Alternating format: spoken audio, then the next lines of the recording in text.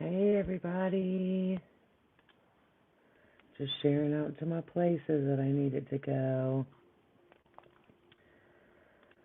Sorry, I'll try to get way more efficient at this, but right now this is what it is today. This is my first live, so I'm super pumped. All right, let me do this.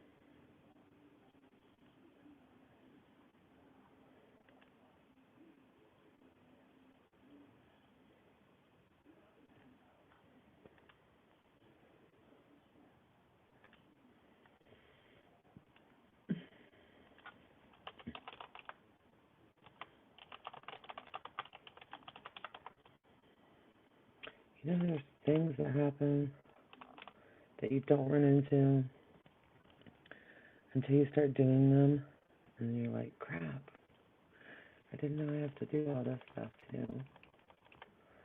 So yeah, that's been happening to me all day. Kept me from going live earlier. But that's okay. I'm here now. And it's going to be a really, really awesome soul portrait that I'm doing tonight. I'm pretty excited about it. I haven't put anything together for it yet. I just went and found pictures last night and saw one at least, I saw a fit for 2 of the pictures that I had in there for soul portraits, so I'm excited to get started on it. But I got to share to my groups. I got to make a couple of executive decisions here where I'm going to share it next.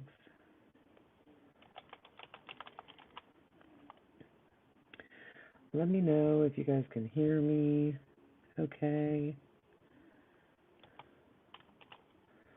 I am on a Bluetooth, so I was going to go do a test and see if it was coming through, but I already did a test without headphones, so just let me know if you guys can hear me. If you guys will, that would be awesome. Okay.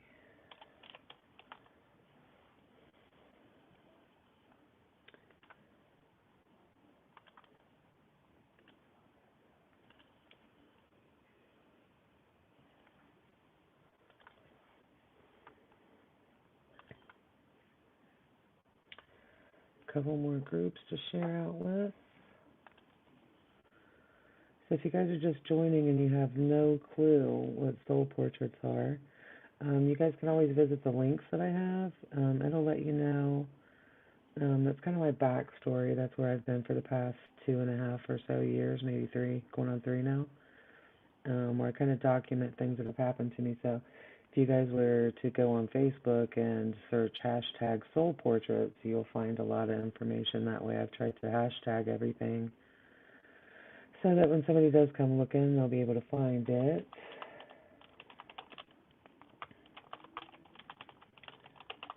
So yeah, that's on my Facebook, which is Lean on Spirit. That is my main group on Facebook. I actually don't have a Soul Portraits by Spirit page. I use my Lean on Spirit page.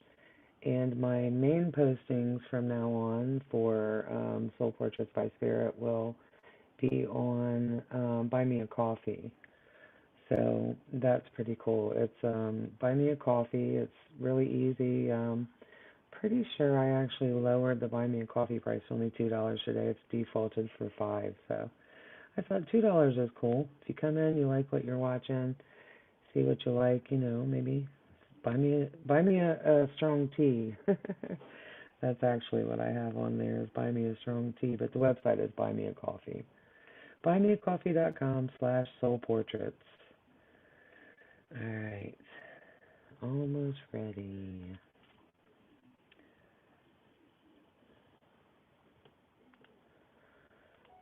I went on a pretty good search not too long ago to find groups that I would be allowed to share in. So I have quite a few.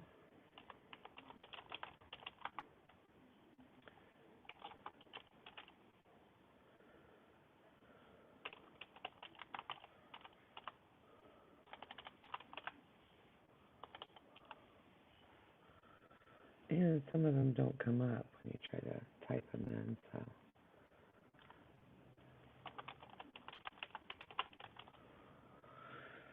it kind of makes it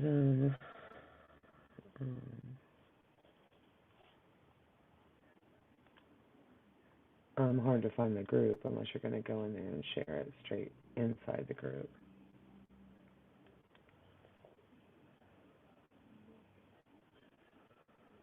All right. See, I'm super excited to be here. This is my first actual live that I'll be doing in 2021. When I first found out that I could, have the ability to see people that were deceased in portraits or pictures that people would send me. They would send me pictures, or it would be in a group posting where everybody would say, "Do you guys see something in here?"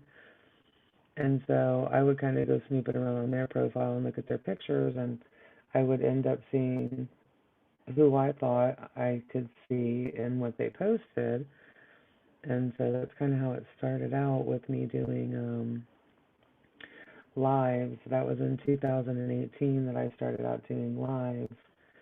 I only did a few. They were a couple hours long, probably each maybe an hour, hour and a half. But it was very, very mind-blowing, to say the least. My backstory is also on that page, like I was telling you guys on the Lean on Spirit on Facebook page.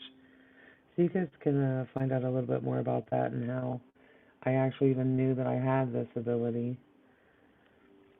Okay.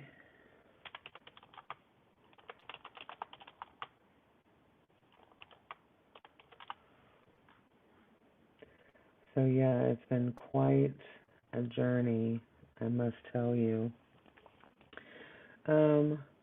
I'm going to be using this space, um, these lives that I'm doing right now. I've got them going in 3 different directions out here, so hopefully the word can get out if you guys, find it in your heart that once you start, watching me and you're really digging what I'm doing and you can see that I'm not fudging any of the things that I'm doing, you guys can share out for me when you guys feel comfortable with doing that. And that'll help me out a lot because I know I can probably find 40 of you that'll totally be on board because this is totally spirit guided.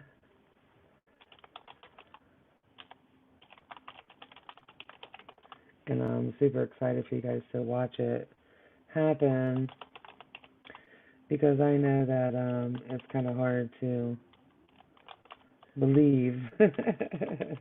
Believe me, I know it's hard to believe. I have pretty much been in all since I've started. Especially this past probably about 6 months now that I've been back doing it pretty much full time. It is just absolutely amazing, all the avenues that have opened up from this, from doing soul portraits. And so I definitely feel like that this is the calling that I'm meant to be here doing.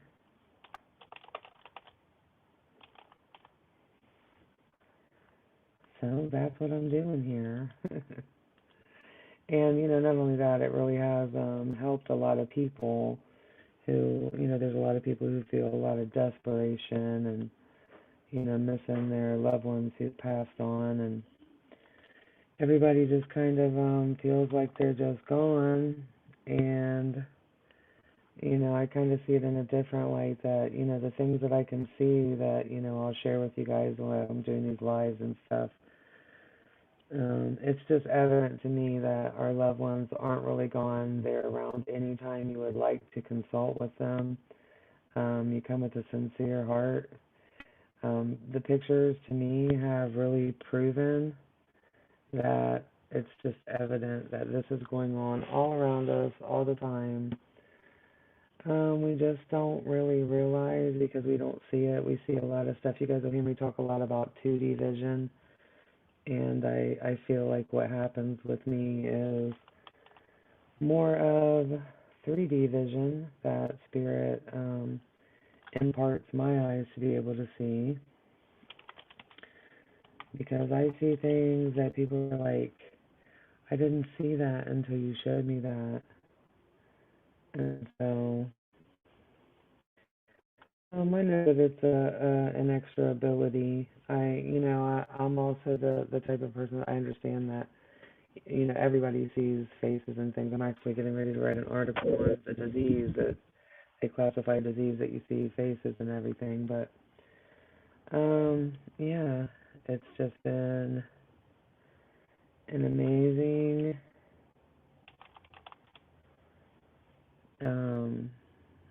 ride. It's been amazing how things have really worked out to be where they are right now. Sorry. I promise I am almost done. I recently found like 15 places I can share in, so that's what I'm doing. Don't forget to subscribe if you're on YouTube, to like or follow if you're on Facebook. That is just the bomb when that happens.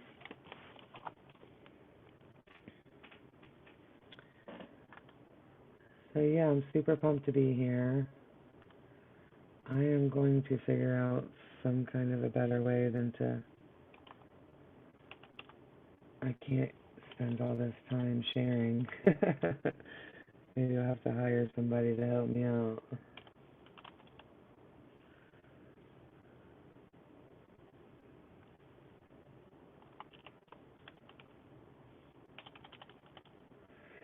And I definitely can't talk and type at the same time.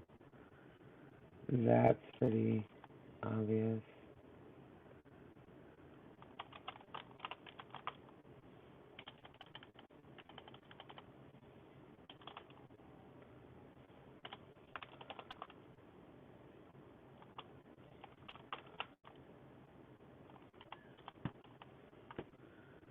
Man, somebody just should type out like almost the whole entire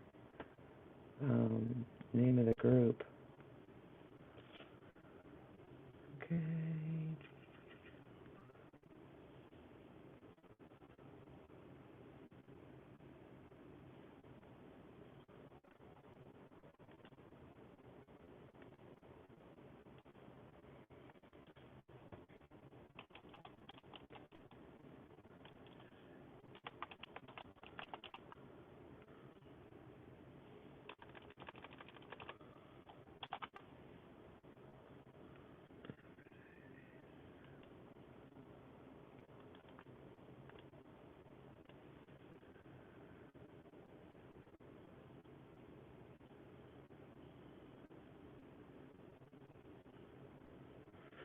Okay, I think that's it. Okay, hello, welcome. So yeah, it's been, I don't know how long have I been live.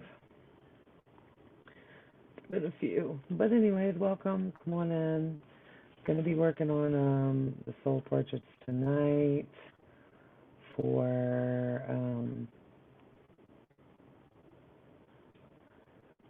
wow. I really just lost my train of thought.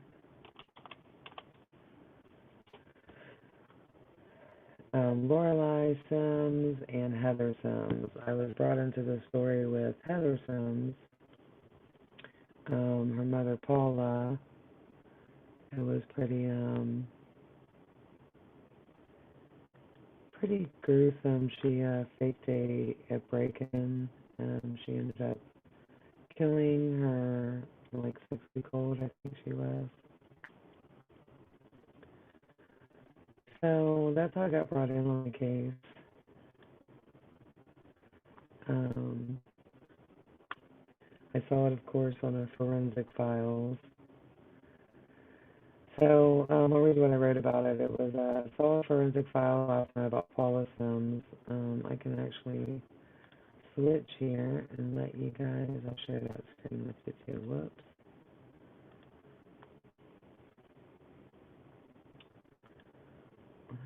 Here we go.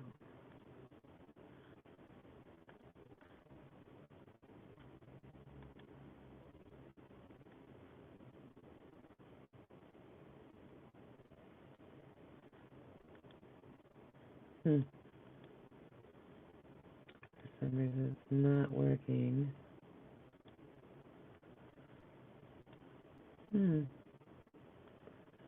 That did not work at all. Let's try it one more time before we give up. Share.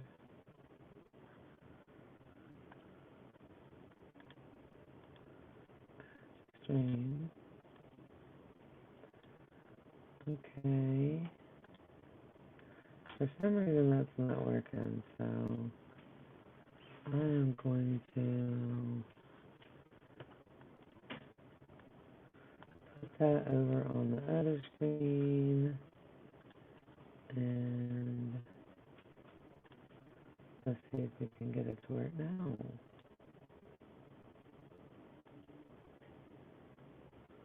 Okay, maybe it just wasn't connecting good or something. There we go. But it's weird because it won't switch. Welcome to my first live. Not ever, but almost. Okay, so it's showing that. There we go. It's the internet. Okay, so saw forensic files last night about Paula Sims, a mother who murdered her 2 baby girls 3 years apart, just weeks after they were both born. So you know me, I started researching and I saw a few things, and bam, I'll be putting together the soul portraits of Loralei and Heather Sims during this particular live. So I was brought in to the case and we'll go ahead and flip that up if it's going to come in. It's showing that I don't have very good internet connection right now for some reason.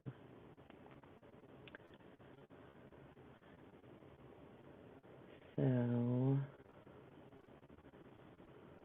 I'm not sure what I'll be able to do.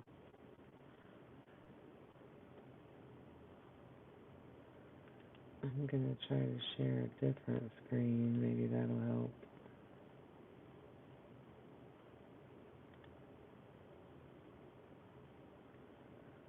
Okay, well. Gosh. Perfect first live, though, I must say. Okay. I'm gonna figure it out. Share my screen. Just try to share screen, too. Okay, yay, at least that works. So, this is Heather, I'm sorry. This is Paula. This is Paula's husband, Robert. This is Loralei. And that's Heather. That's Heather. Once again, there's Paula. Just run through some pictures of Paula here. Paula is still alive. She is in prison. I believe she's still alive. So I was brought into the case with Heather. This was her after she had just had Heather. Now, mind you, you're looking into the face of a woman who has already killed one infant daughter 3 years prior and got away with it. She has had a son in the interim between. So there's Paula, there's Heather, there is Randall, which they call him Randy, and there's Dad. Now the story on Dad is that he was kind of weird when it came to Paula having girls. Like when she had Loralei, I believe this is going to be from Loralei. So when she had Loralei, I mean, you can even see his, happy face here. But he, as soon as she had Loralei, the sleeping arrangements changed, and her and Loralei were not allowed to sleep in the bed with him. Now, and remember, Loralei, she had murdered Loralei also. I think Loralei was a little younger than Heather was at the time of, death. But, so after they had Loralei, and Loralei was gone, then they had the son, and sleeping arrangements magically went back to the way that they were before babies came along. So now remember at this time there was no girl baby anymore. Paula had killed the girl Loralei, and so it was just her husband, and Randall, or Randy as they called him. So sleeping arrangements went back to normal, and then not too long after, you can see how young Randall is here, Paula got pregnant, and she ended up being pregnant with another girl. Beautiful baby. Beautiful little Miss Heather. But as soon as that, started happening, and she came home with the baby, after having Heather, sleeping arrangements changed again. She was also, there were people who testified that she had told them that, something had to change because she didn't like that the sleeping arrangements changed with the girls. So it was pretty obvious that, you know, I heard this on the show, but that little boys were welcome and little girls weren't. Like he, doted over the son. He really had a relationship with the son. The girls, he really could care less. Excuse me, that they were even born. He didn't really show affection.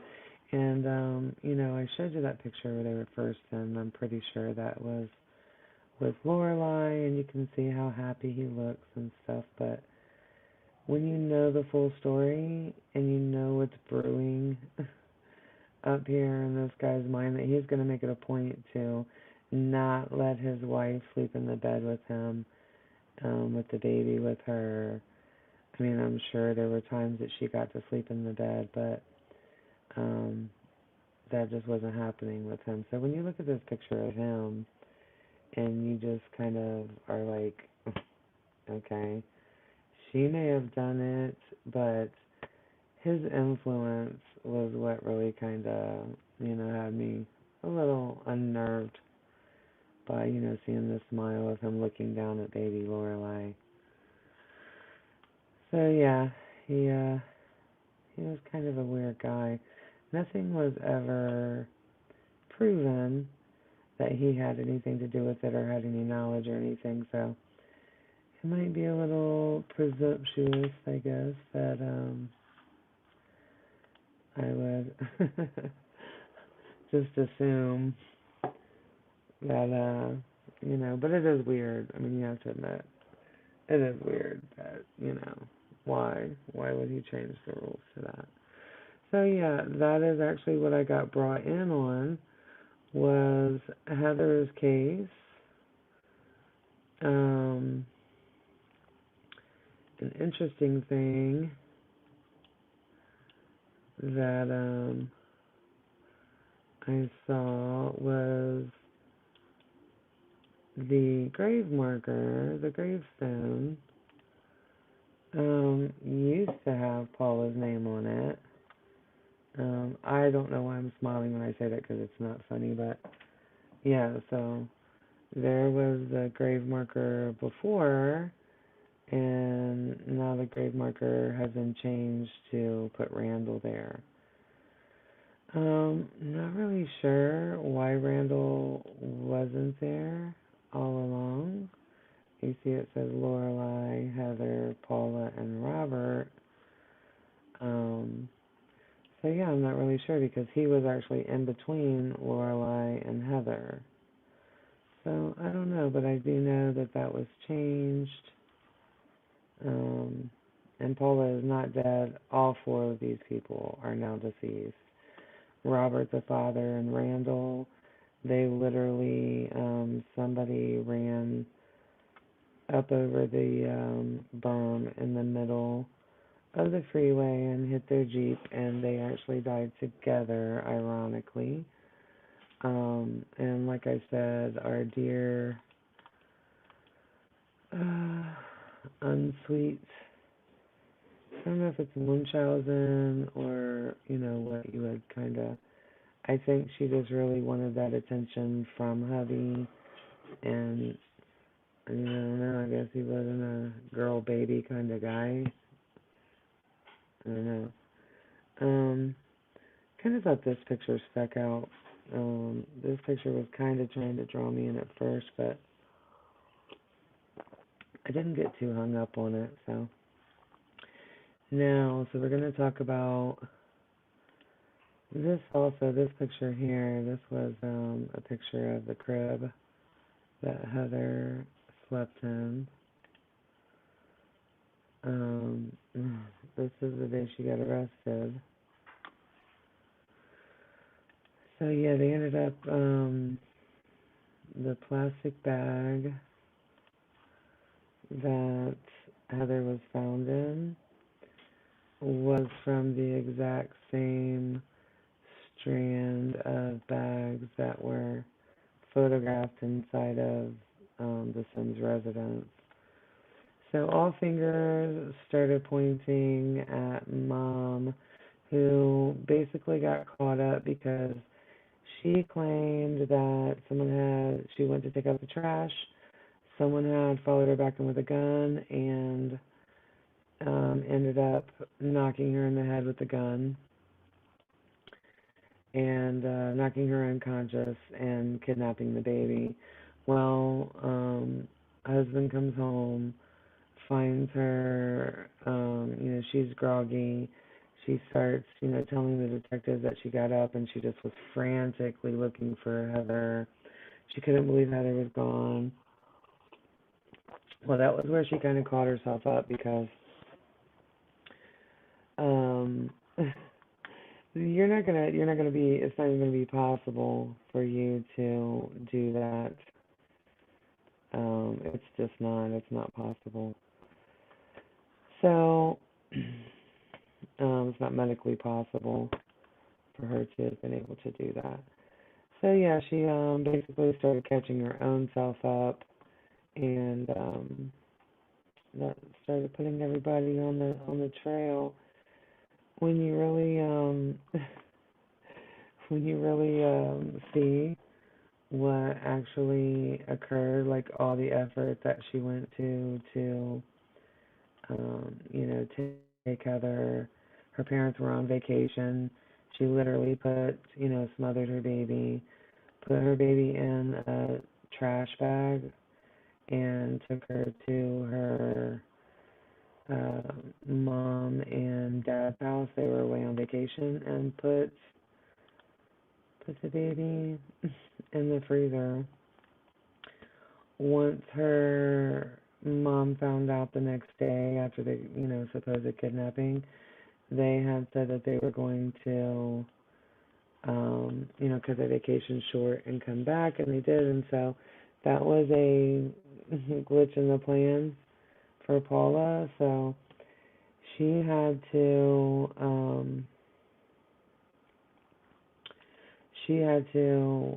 cut her plan of keeping the baby in the freezer there until and when she talked to her parents, she knew that she had to go get the baby. So ironically, the baby was found, I think, within 3 days of her parents coming back. She actually brought the baby back and put the baby in her own freezer once her parents were coming back. So there was a lot of premeditation and surprise choices that came, but it's not surprising. When the detectives found out that Paula, the same scenario happened to Paula and Robert, with their first baby, Loralei. Pretty much the same situation. It was a claimed kidnapping. Within days, the baby's body was found. She got away with that one, and I guess that's what probably made her comfortable to try with the other girl. The boy, he was allowed. Randall, he was allowed. It was always him sleeps with his dad upstairs, and at this point when she had Heather, Paula and Heather were made to sleep downstairs on the couch. So there was some crazy little twisted thing going on there, whatever that was. So, okay, so I, as you can see, I saved probably, well, let's see, there's 1, 2, 3, 4, 5, 6, 7, 8, 9, 10, that's 50, 60, 70, so yeah, 73 pictures is what I ended up saving, because when I was watching the video, which that will be what we'll look at next, the video was, I just happened to be, outside smoking a cigarette, and there's a TV out in the garage, and so the show was on. So I literally walked into the case that was going on, and it was the Sims case, and this is actually a little forward from where I was going to be. This is actually where Heather was, and so first thing, I mean, it played for I don't even know how long. If I start playing it right now, we see it's on 4:32. So, let me know if you can see that. You can see the baby in the trash can. So, I'm gonna run it back just a little bit, and let me put. Oh shoot! I don't think that I shared audio. Okay, well, I guess we'll just go on and play it. So you can see they're matching up the trash bag. That was the part that I was telling you guys about that. They were matching up the trash bag, and it was the same ones that were in our house. This is actually the trash can that I showed you the picture of. So it's getting ready to come up right after this detective. I'm not sure if he's walking with the baby in that bag. I would hope not, but okay, so there's the trash can. So it's running. My internet's too slow. But the more it kept, so it was like, what, 5 seconds long? Let's watch again. 1, 2, 3, 4, 5. So 5 seconds was all I got to see of that. And it was on a TV that doesn't have rewind, stop. So I literally only saw that picture.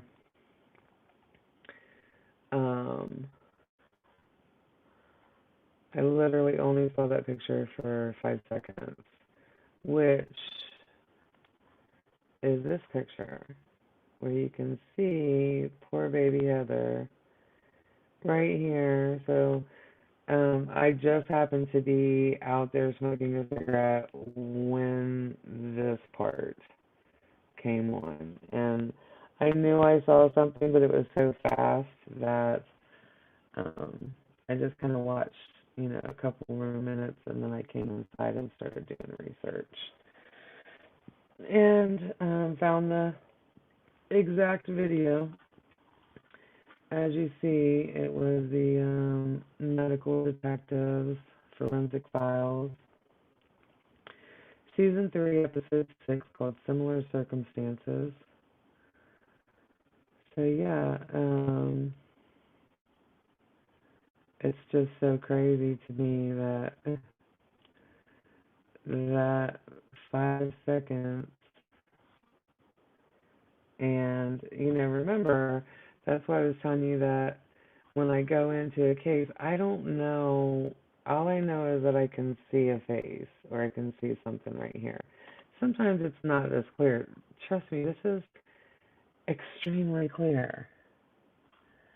I don't see how you can miss, but I mean, I do. I do understand how you can miss. Most of us are looking at the bigger picture. We're looking around. Most of us don't immediately focus on the face. Like, that's what happens to me, is when I see the picture, I'm like, ooh, that looks strange, and I might not even know what it is at the time. So when I go researching, and, that's been the most amazing thing, and it hasn't just been because I've seen them on TV shows. I've been drawn into cases that were like, start here, go over this way, oh, don't forget about that way, now we're coming back over here, and then down there is the picture you were supposed to be led to. I talk about that on my Buy Me a Coffee page. And just to let you guys know again, that Buy Me a Coffee page, that's a really important page. That'll be the page that all of ideas cases I see that I think I might see something in that I don't have anything on yet. That's going to be sort of, a diary page for me as far as soul portraits go. So make sure you guys check that out at Buy Me a Coffee. You don't have to become a member. I'm still going to put up great content. After you see what I do tonight, you'll pretty much understand why I did decide to do memberships and stuff, because this is amazing. Soul portraits are amazing. I literally have cried trying to explain to people what's actually going on. So it's absolutely amazing. So yeah, it's buymeacoffee.com/soulportraits. So that's where you'll be able to read all kinds of stuff about the soul portraits that I'm working on. And trust me, there's 101 ideas in here right now as we're speaking. But okay, so without further ado, we're going to get into making a soul portrait. Are you guys ready? You're like, yeah, we've been on here for 45 minutes. Or you've been on here for 45 minutes. That's okay, that's okay. So we're going to talk a little bit about the ins and outs while I'm getting set up to do it all. So I definitely wanted you guys to be able to see what tools I use, to see that I don't manipulate the pictures, like stretching them in odd directions. The only thing I do to pictures are, and I don't even do this anymore, I used to take the background out and make it a GIF file and just leave the person. And then it was easier for everybody to kind of see where I saw things. But what I discovered when I was doing that was that the backgrounds make sense most of the time. That's kind of an indicator for me that I know that it might not be the right soul portrait that, or, soul that I'm trying to put in the portrait if the background is way, way off. Or so it is imperative that I do leave the backgrounds in the pictures now. That was kind of a learning process for stuff. And it kind of left the door open, too, for people to assume, because I just cut the head out, that I'm, stretching it or doing something weird with it, fitting it in where you could tell if it was a whole picture and it was stretched. So I just really felt like it was important to be able to, let you know that you can do the exact same thing that I'm doing at home with the pictures. I don't manipulate the pictures to where it would be anything odd. The only thing I do is make the picture smaller to fit in, turn it which way it should, I see it at first, but you'll see all that when I do it. I'm super excited to get started, though, so I'm going to go ahead and do that. I'm going to bring you guys up so you can just follow my screen, or my Chrome tab, I should say. I think that's it. I don't know why I have all these windows open. What is that? Oh, the edit post. What's that? Okay. Let me just pick one. Okay. So I'm going to go with that one and see if that's right. Nope, that wasn't it. So we will go...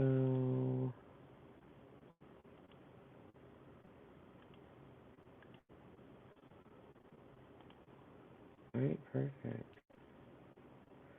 So I'm just going to go ahead and take you guys into how I even start out. So, like I showed you, I have, I don't know, it's like 70-some pictures that I saved. And, of course I went into the video and got the picture that I needed to work with. So, I have my desktop. This is an app for Google Chrome.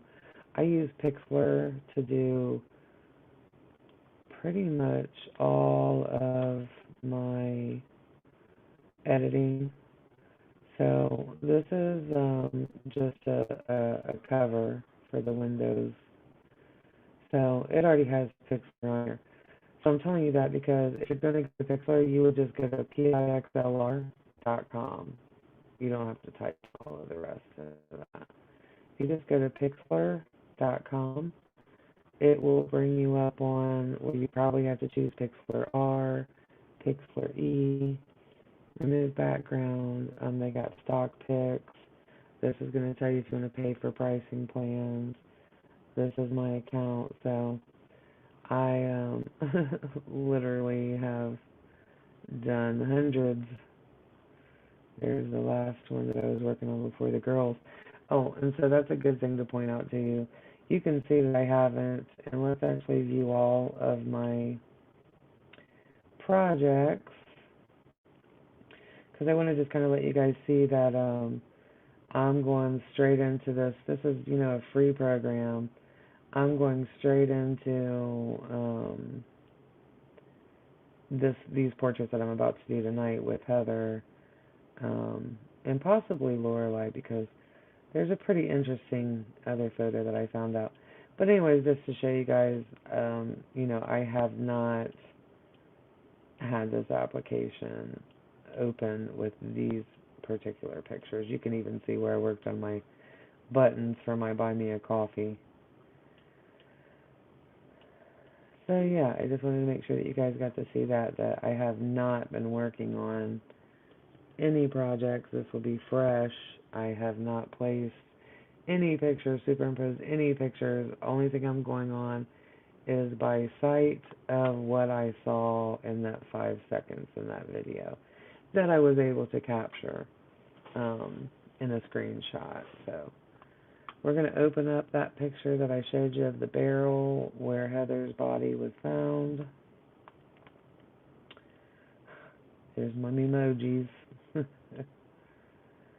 Alright, let's see. So yeah, I have a lot of stuff on my computer. It might take a moment. This is my Soul Portrait Mysteries. So these are like cases that I see on TV, or I have a couple different folders for things that catch my eye. So anyways, my point in telling you that was I have to usually wait until it pops up like this. Okay, so we're going to go in here and find the picture of the barrel, which is right here. So that's all I've done so far is open image, selected my image. Might be a little slow because of everything I got going on the computer. Hopefully it doesn't hem me up in being able to show you guys. Alright, so here we are with the infamous picture of the barrel. You can see I'm only at 28% size that the picture actually is. So if we take it up to 100, can you still see the baby? So this is pretty much what I see when I'm watching this video, and I showed you guys the video where you literally could see it. And so that way you know it's no photo manipulation from me. It's just what I pick up on. It's like extra sensory or something.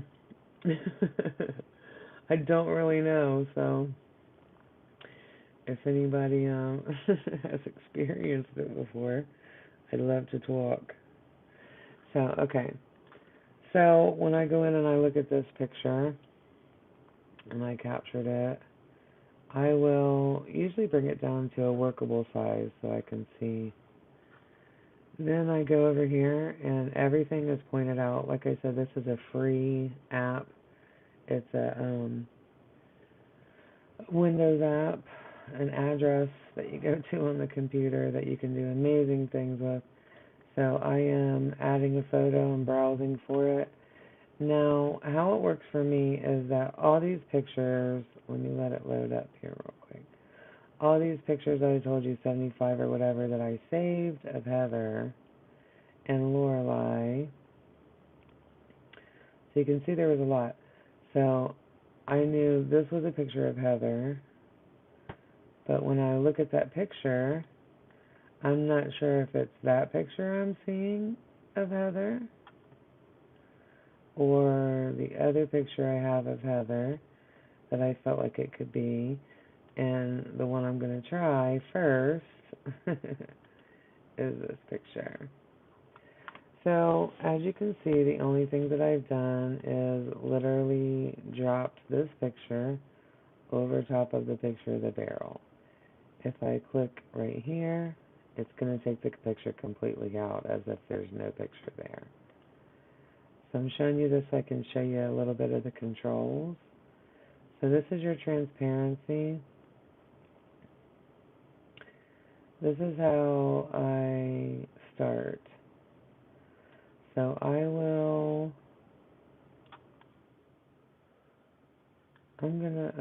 first thing I'm gonna do is kind of shrink it down to the size that I think it might be. No, like I said, I don't know if it's this picture I'm seeing or the other picture that I'm seeing. And so I'm going to actually leave that one there and then grab this other picture of Heather, which is this picture, pretty baby. Shrink her down. And we may have a winner right here. Pretty little Miss Heather.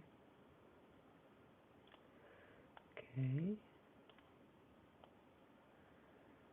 And so a lot of times, I just kind of play with the image beside it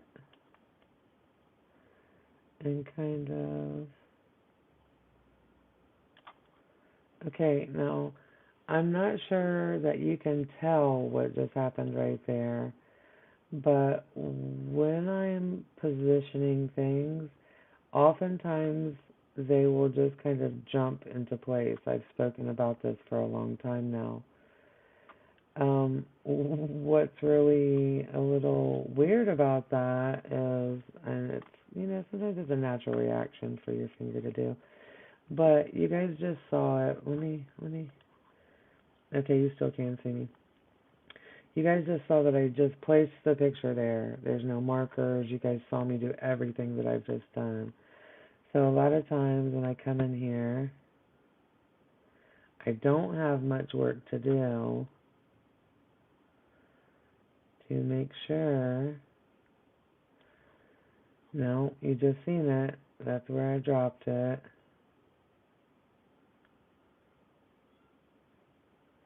So I think we definitely have baby Heather here. So, I mean, I hate to be like, oh, okay, I'm done. So I'm going to take this other picture and just go ahead and delete that layer. That's going to take the other picture off of there. So now, some key points that I was pointing out before. Spirit will often play with light. Sometimes I don't have exact measurements right. But you just saw how that little bit of effort and I dropped the picture in.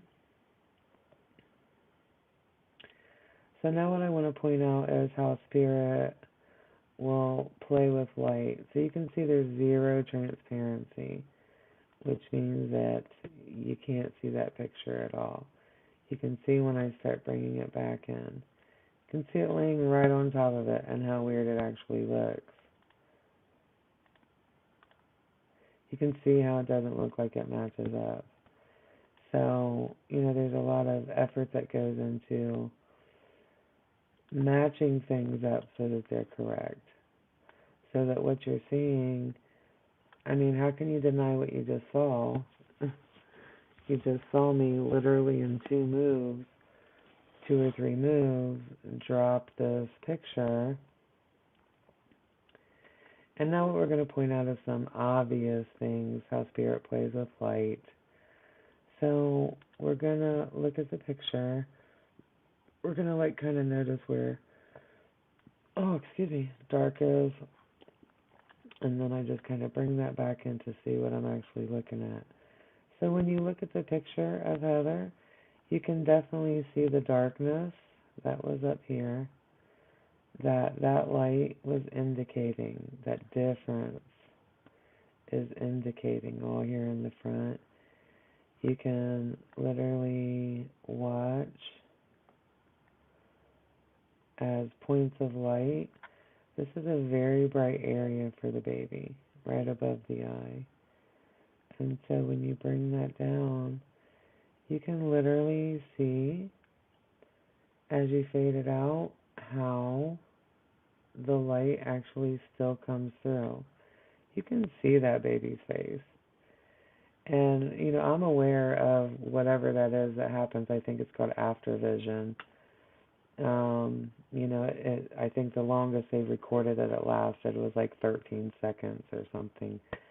I can literally take the cursor off of this. I can go in here. I can do this and literally delete the picture. And we can sit here if you want. We can sit here for however long. You're still going to see Heather's face right here. So through this trial and error, and trying to figure out what the heck is happening,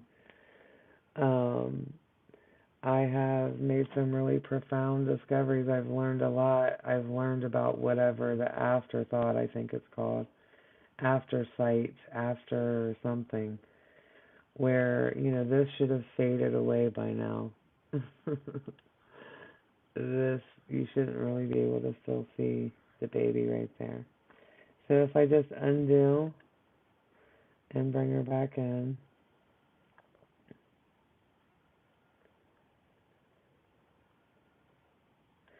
so let's point out some other key factors. I don't think I've wowed you yet. It just is too easy. So what I want to point out here, and that you can still see the baby's face, is that you see the outline as well. When I bring the picture back, look at where the baby's head outlines. I knew this was a perfect fit. I didn't have to try it. I didn't have to try to get it together to impress you guys. I knew this was going to literally rock your socks off. I could tell from looking at the two pictures. So yeah.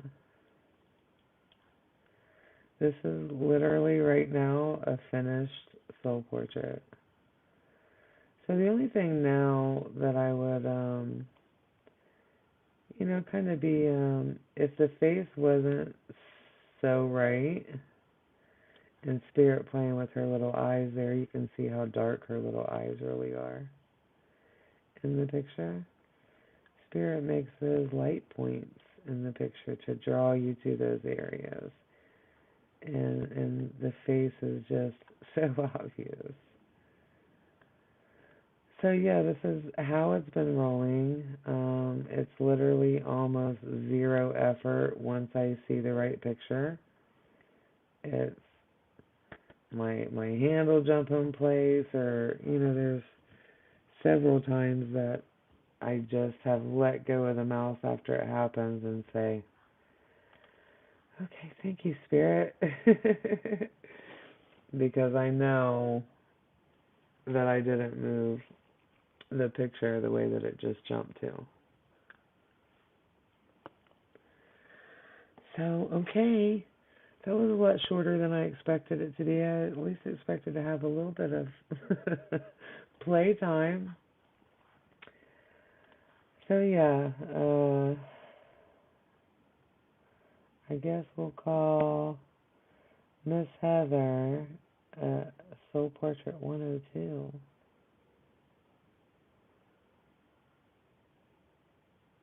Can you guys believe that, though? You guys saw. I didn't even take anything out of the background. So let's look at a couple other things, though. Let's go up here and make her a little bigger. Let's see what we come up with. See if there's any more points that we can see that are significant. So yeah, it's not an exact science. I mean, you can see how the little thing right here, that literally makes Heather's ear, or, maybe it's not the ear. You can see what it makes right there. Her little ear's right here.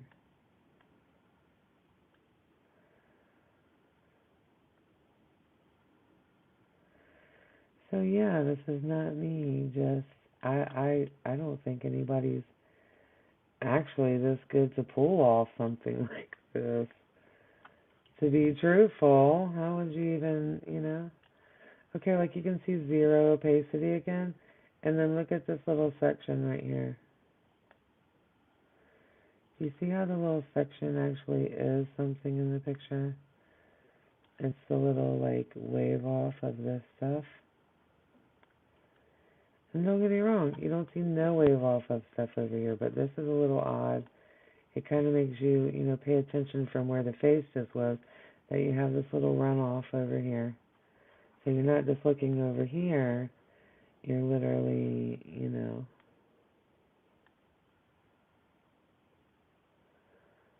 so you can see what I'm talking about when we bring it back in. You can see that those distress marks are all right here. So that's what Spirit will do, is line that up for me. And so when I went like this and then took her out of the picture, it's kind of hard for you to see it, even though you can see it more now. So if I make you stare at this picture, so just stare at Heather. Make sure you're looking at her eyes, her nose, her lips, everything in the picture. And now we're going to take Heather completely out. Now if I bring Heather back in, you can see her again. If I go like this, oops, that didn't work out. But whatever the after vision is what I think it's called. We're not talking about after vision. Okay, ready? Heather's gone. So of course you can still see Heather. Like the record is like for almost 14 seconds, I think it is. Last I heard. So yeah, like you can totally still see the baby's face. We're just gonna keep on passing some time for a moment, because I need you to understand that what you're seeing is not me trying to trick you. This is literally a soul portrait picture.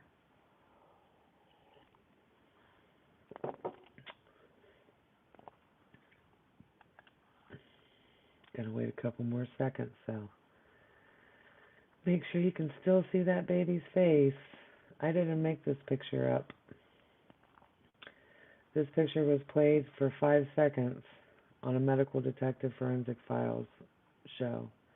Caught my eye, did a little research, found out that Heather, the baby that you see right here, is not the first child that Paula Sims had killed. She also killed another daughter 3 years prior the same way. So, can you still see Heather? So I'm just kind of highly sensitive. When, this was in the video for 5 seconds, I immediately saw the face. And so I even, every show that I watch, I'm like, is this my next soul portrait? It's just always, when I look at a picture, I see, I don't look at, I look at the whole picture. And by me, I don't know, something happens to me where I don't know if it blurs out the minute details. I mean, you can pretty much find faces wherever you want to find faces, right? That's what I was telling you. That's the disease I'll write a post on. And that looks pretty scary. I mean, when you think about it, this is actually pretty creepy. Right? So, I do understand how you can just randomly see faces. I see faces all day long, especially now, since I've been, really focused daily on soul portraits. But you can see, you can see why people would see faces and everything, right? That's scary looking to our 2D eye. But I guarantee you, if you put the right picture on the right, you're being drawn to that for a reason, but it's not the scary reason that the movies all taught us. It's literally a soul trying to tell a little story. So, one of my big theories is, what if I'm able to take a crime scene photo and photos of the suspects and see if I can fit them in the crime scene photo? Maybe I shouldn't have mentioned that so early. I've been doing this for a while. So yeah, that's what's kind of got me into more murder type portraits that I've been doing. They've been finding me, honestly. They've honestly been finding me. What are the odds that I would go out in the garage and smoke, and this would be what, for 5 seconds? Um, I kind of sat there just like you're looking at it right now, like time kind of just stood still, and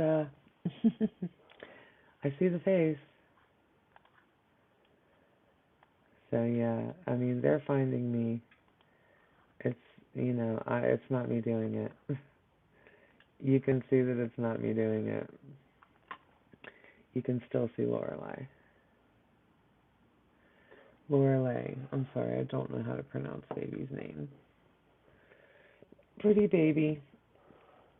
But I tell you what, I'm going to take a short break. I have to use the restroom, and I will show you the other two photos that I want to work on one, and the other one, it's kind of obvious. So I'll be back before I start hopping around on camera. All right, guys, I'll be back. Stay tuned. There's way more cool stuff coming. Unbelievable. You won't believe it. So yeah, while I'm gone, guys, hang on. While I'm gone, do me a favor and, make sure that you like, share, subscribe, follow, get other people watching. We're going to do another soul portrait when I come back, and it should be pretty cool. Share this video out. Let other people see that soul portraits are happening live, and then that way maybe they'll want to watch. So, all right, guys, I'll be back. I'll let you guys keep looking at Heather.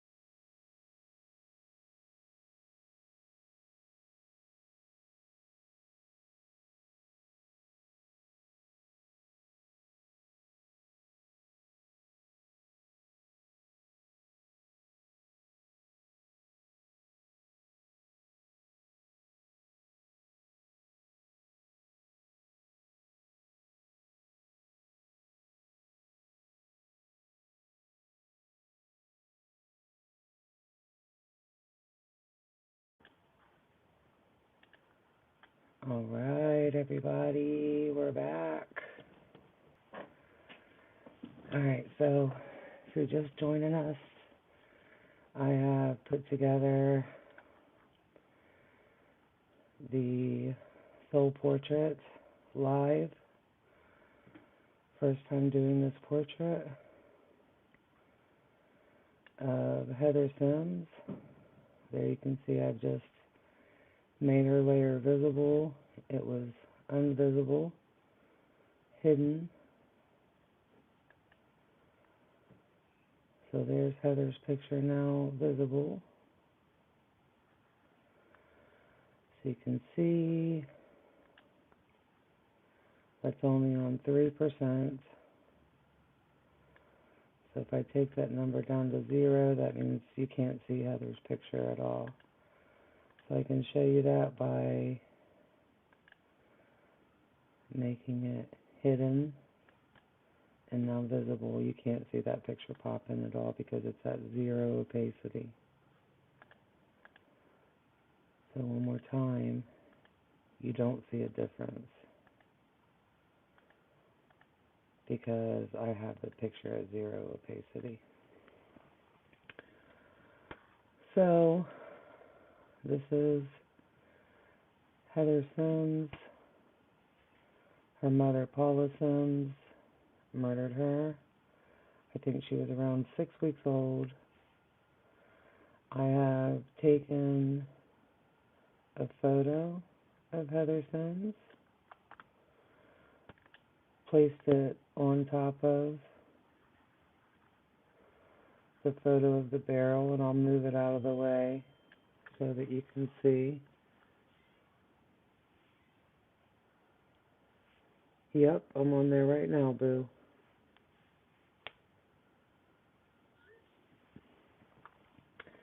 So I'm just going to undo that move and put that back to where it was when I showed you that Heather was in the picture. So there you can still see the picture. This is the picture that I came across when I was out in the garage smoking a cigarette. For 5 seconds the picture was shown. That picture was literally shown on the Medical Detectives Forensics File show. Season 3, Episode 6, Similar Circumstances is what it was called. This was... Yep, go ahead, boo. It'll be up for the replay whenever you're ready to watch it. I may even still be on.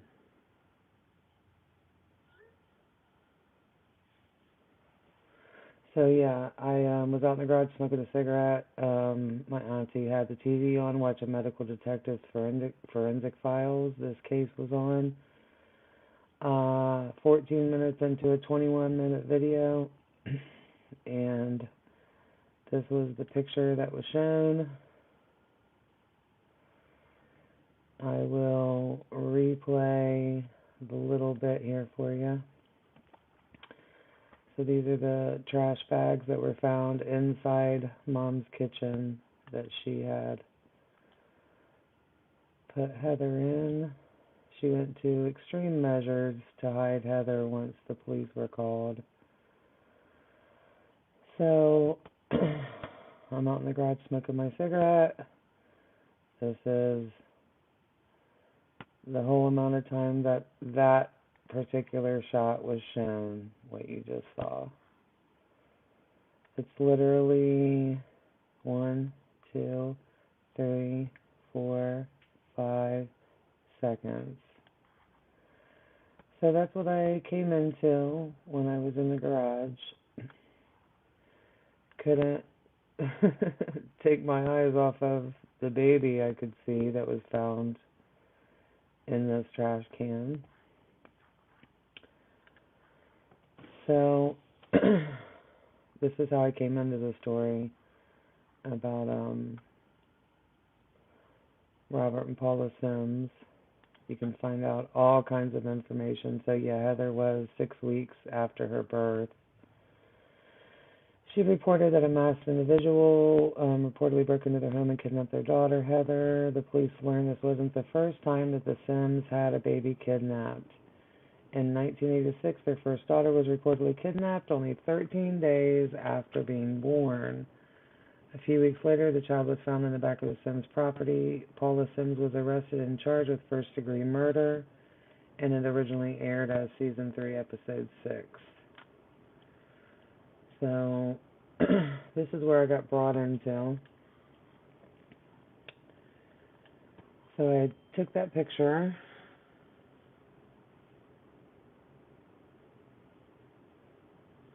and took a screenshot of it, brought it to my PC that you can see it on right now. So that was the first time I have played with the picture since I saw that. I wanted to do it as a live. I just found it last night. Wanted to do it as a live so that you guys could see me actually from start to finish doing the soul portrait, and how easily it snapped into place and fits. So here I'm just going to reduce the transparency.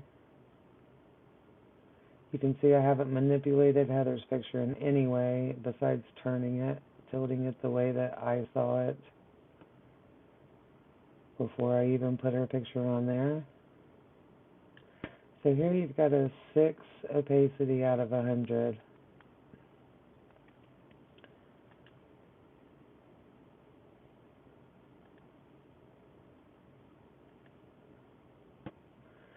So I guess my point in doing what I'm doing right here is there's very little adjustment that I probably will end up making. It just kind of popped into place where it was supposed to go in 2 moves. So this is how I kind of figure out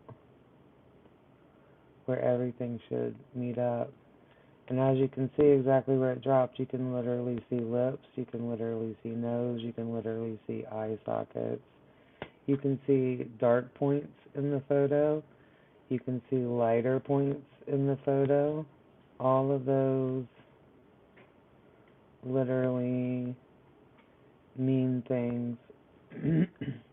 As you can see, the light part that was here naturally in the photo. When I bring the transparency up and look at Heather's picture, you can see that that same point is literally where a light source point is at in the photo.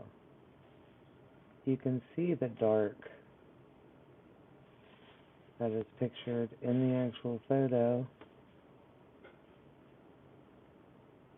when you bring the transparency all the way down and take Heather out.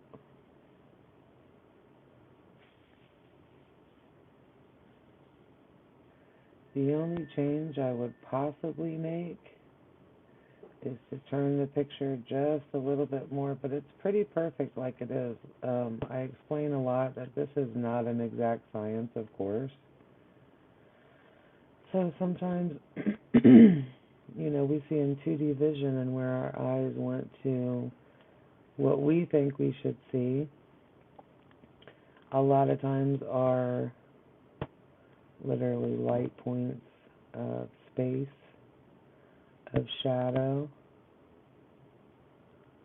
It isn't always that way. Sometimes dark is dark and light is light, but a lot of times Spirit will invert, just like this section right here.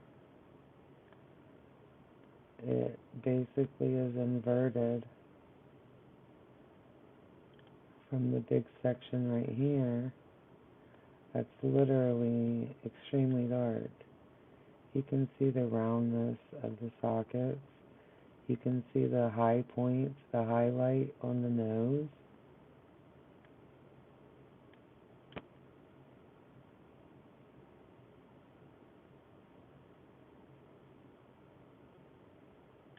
That's at 7.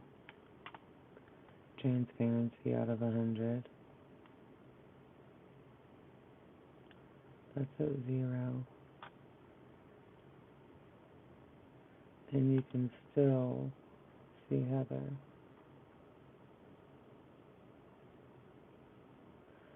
So my point in doing this again was to just show you guys that it's not the after vision that you hear of them talking about. This is literally able to be seen on the video itself on YouTube.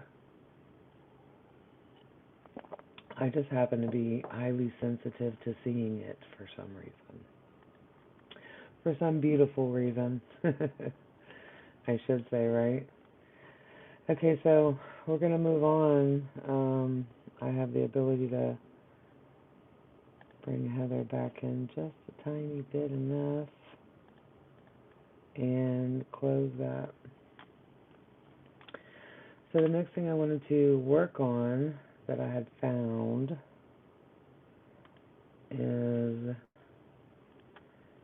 once it was established that Heather was under suspicion because she had a baby that the same circumstances had happened to 3 years prior, and it did show that in the video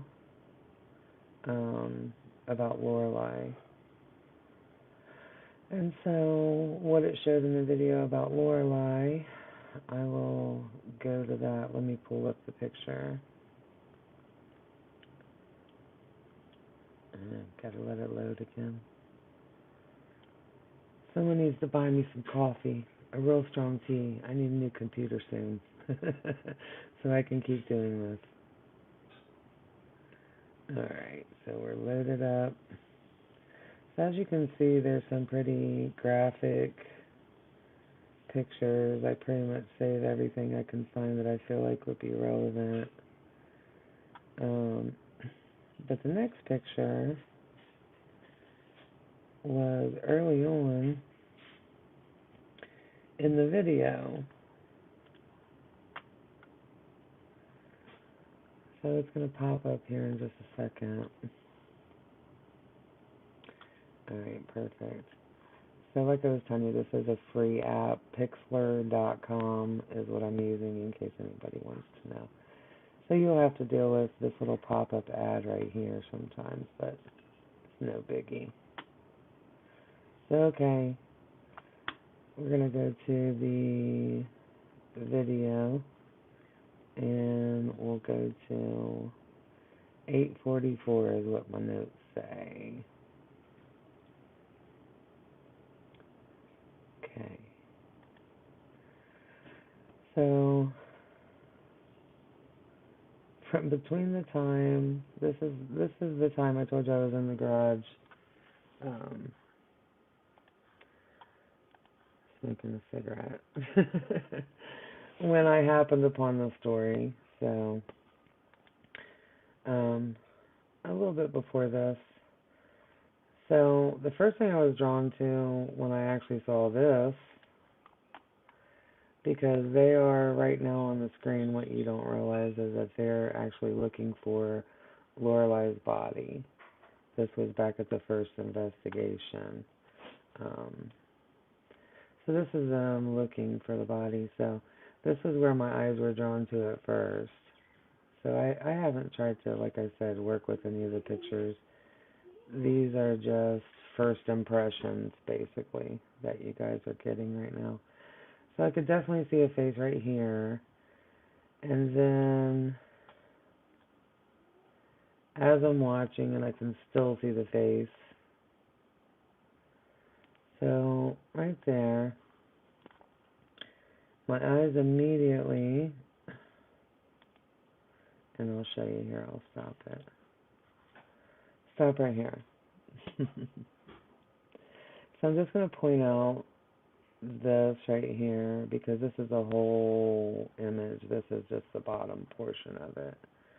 It's so big that it's actually not, I know, right?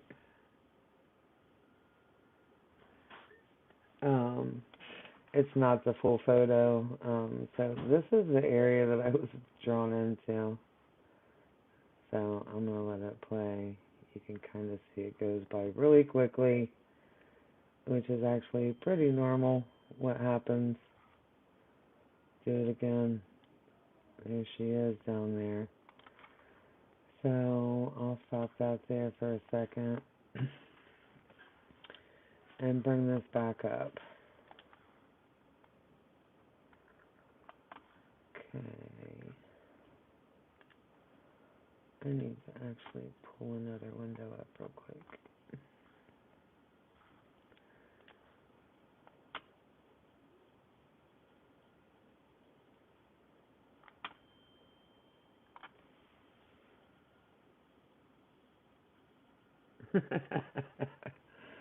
Don't mess with me, little boy.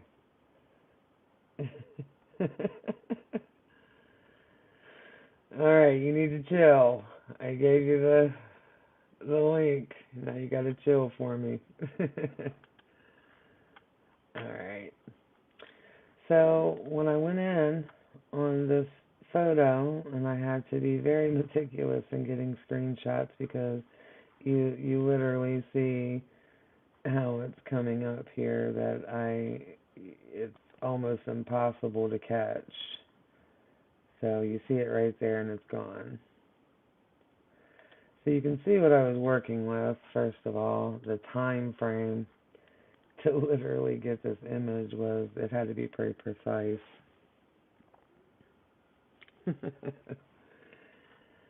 Don't freak out too hard, little boy.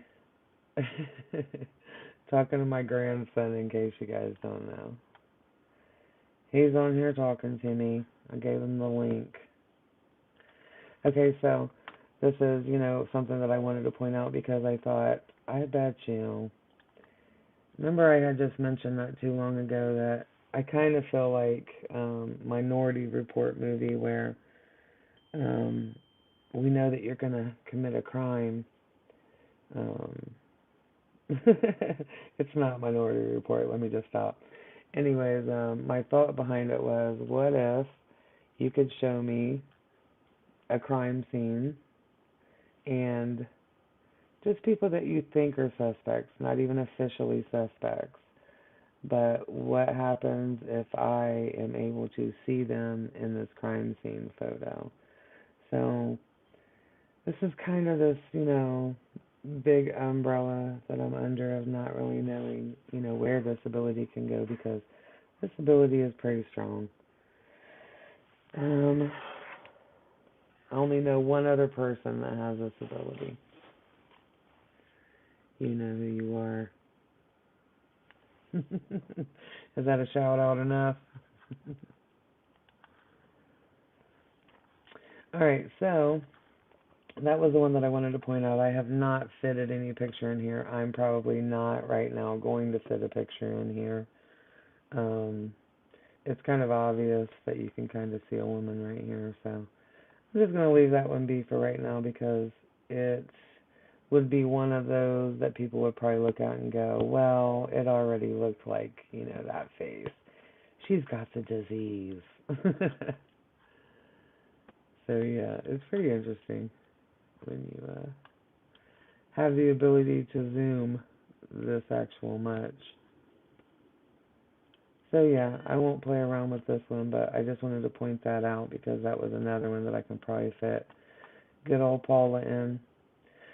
Alright, so the next one I want to work on is at 12:16 in the video. So let's move it to 12:16.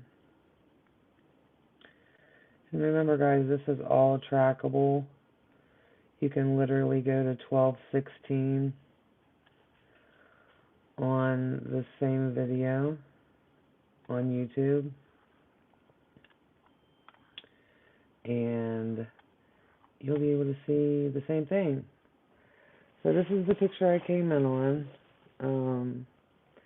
Remember the other one was at 8 something. I forget now. There it is. So it was around that time, 8:40. Now we're getting over here to 12:16. And then the one that the soul portrait I already put together was at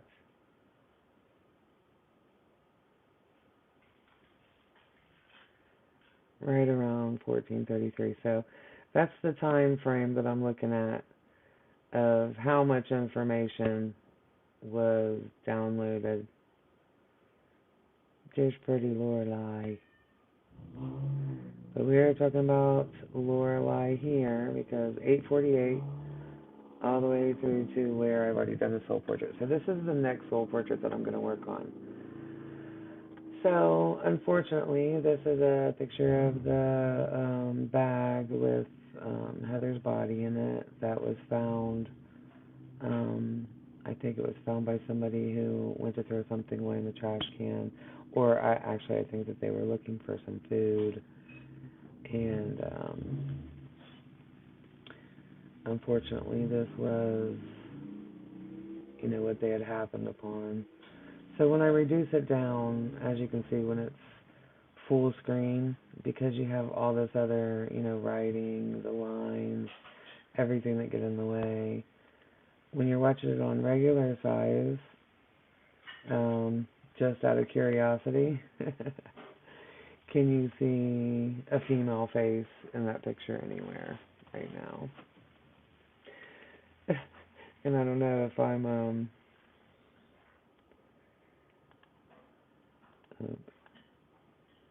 I don't know if I'm showing my face or not right now, but so when I reduce it down in size, this is the area that I'm drawn to. I haven't fit anything in this picture yet, so you guys are actually going to go along with me here. The other person is going to keep his secret. So yeah, when I reduce it down in size, I can definitely see this area right here. I see a face. I see a female face right here. And once again, just pointing out that this is Heather. Somebody had been foraging for food in that trash can and ran across this baby. So I took that picture, and I'm sure you saw how small the time frame is. I get 1, 2, 3, 4, 5. So here you can even see it a little better as it pans out. 6. So that one was 6 to 7 seconds. That was all that I saw. But in that 6 to 7 seconds, I could not unsee this picture. So that's what I did. I then went to work. Let's close this out. And I'm actually going to point you guys over here to the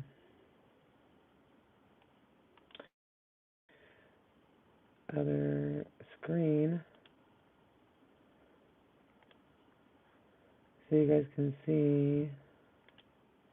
Hey, what's going on? Oh, please, computer, be good to me.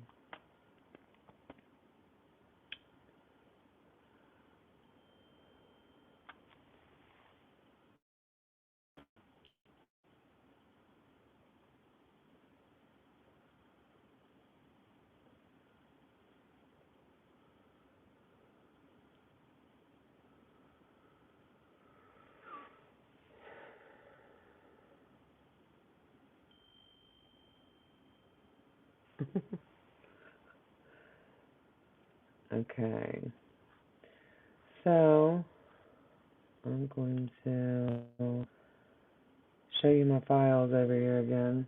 I'm going to put that on full screen for a minute. So these are all the pictures from here, all down here that I saved from various videos, not just pictures that were available. I mean, just even, this is her brother that died at the age of 19. This is her son, Randall, that she did not kill, who was an adult, and I believe he was 27 when him and his father, there's Dad, Dad had a weird thing going on as far as this is Dad, Mom, and baby Lorelei at first.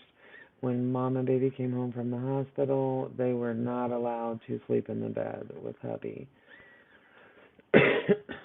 um, Strangely enough, after so many weeks of that, Lorelei ended up being kidnapped. She, Paula said, and killed. That was the picture that we had just looked at. But anyways, this is Mom and Dad. This is baby Lorelei. Once baby Lorelei was gone and Paula had got away with murder, they had a son. I was telling you that because Dad, Robert, what's his name? Sorry, yeah, Robert. So here's Robert. Here's Robert. Here's Robert when Heather was taken. They had a son, and sleeping arrangements went back to normal. The baby and Paula were allowed to sleep in the bed with Dad, and it worked out really great. Paula ended up getting pregnant again with a girl, and this is beautiful little Heather. And as soon as Paula and Heather came home from the hospital, those weird sleeping arrangements of no girls allowed were back in place again. And it pretty much drove Paula to the point where you have to remember this is a lady who literally got away with murdering her first baby, got to live freely, get pregnant, have another baby, a boy this time. Things went back to normal. For some reason, this dude right here, he had some kind of a hang up about girl babies and them and Mom sleeping with him in the bed. It's just really bizarre that I think it's really bizarre that she ended up doing what she did, and he had this odd behavior going on as well. He's never been charged with anything. He probably never will be. And, matter of fact, he never will be because he's actually deceased now. Him and Randall, the boy from this photo, they were actually in a car accident on the freeway. So that is literally what happened with that. Ironically, they were killed together when somebody came over the berm and hit their Jeep. So yeah, Dad, son, Paula's brother, who Randall was named after Uncle Randall. He died at 19. So yeah, I do pretty extensive saving of things. So I have lots of pictures to choose from when it's time for me to look for a picture that may fit into what I'm seeing. So let's go back to that photo. Oh, I need to bring that photo up.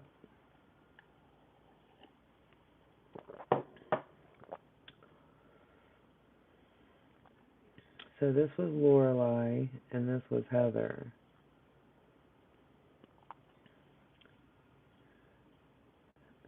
Okay. Sorry, my computer is a true champion. We'll call it that. Okay, so the next picture I wanted to work on was discovered when I saw the inside of Heather's, the place where Heather was found. So, like I was pointing out, and, oh, sorry, I gotta bring that picture back now. I'll get better at this, I swear. So we're gonna screen share, we're going to screen share that. Okay, perfect. Add stream. Alright, so I'm going to go ahead and get started on the next soul portrait. So this was the picture I was telling you about on the actual video on YouTube of the Medical Detective Forensic Files, Season 3, Episode 6, Similar Circumstances. In case you want to look it up for yourself, you can actually literally go to 12:20 out of 21:54 of the entire video, and you'll be able to see the face now. Just saying, you'll be able to see it now. So crap, I don't even know if you guys got to see that or not. Did you get to see that? No, you did not, because I did not have it up there. Okay, well, anyways, the information I just gave you is true. You can go to that, find that on YouTube yourself, and this is what you'll see if you capture that at 12:20 in the video. So we're going to try to fit one of Paula Sims' photos in there. So now I'm going to look around for a second, and I'll show you what I'm browsing.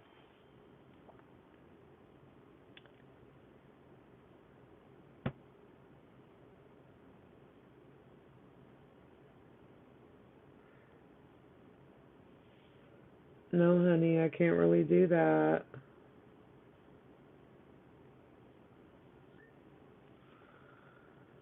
Alright, so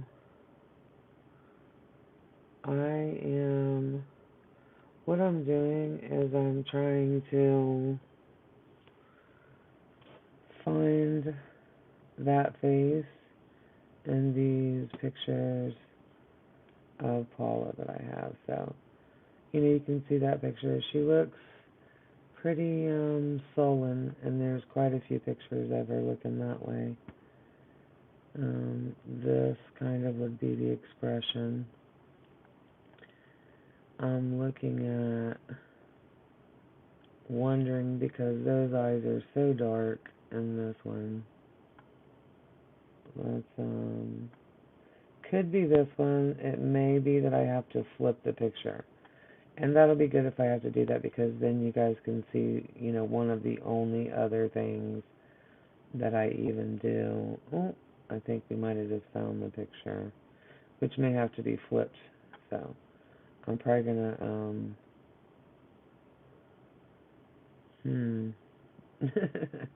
this is how I know it's definitely Paula in the picture that I'm seeing.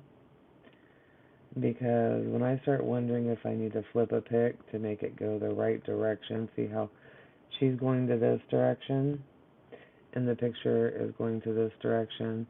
So I may need to just flip that picture. But when I look at this picture, it makes me want to try this first. Because if she was tilted a little bit, that could be that. So this is how I kind of come up with, which picture that I'm going to try. I literally look for the picture. So we're going to shrink it down. We're going to turn it to the way I think I might already see it. Now, what appears to be like a bunch of cheek, and here is no cheek. So that's why I say this might not be the correct one, but we're going to try it. This is just initial. The face looks way fuller. And that's what I was trying to tell you guys too, that I do not in any way, shape, or form, I would never stretch this face down or out this way and make it look like this if it doesn't fit. Now, I know, because I have done this quite a few times. This is soul portrait number, well, we've already done 102, so this will be number 103. And that's a rough estimate. There could be way more. but I never manipulate to make the victim or the murderer fit into where I see them at. I just will tilt the picture a little bit, make the picture a little bigger, a little smaller, but never a full adjustment where it would be said that you could do the same thing. There isn't anything funny going on that you couldn't recreate if you wanted to try this for yourself. So let's just see what we come up with, because I'm almost sure that this isn't the picture. But that doesn't mean that it's not, because one thing that I've definitely learned is that you have to let go of what your 2D eyes want to see,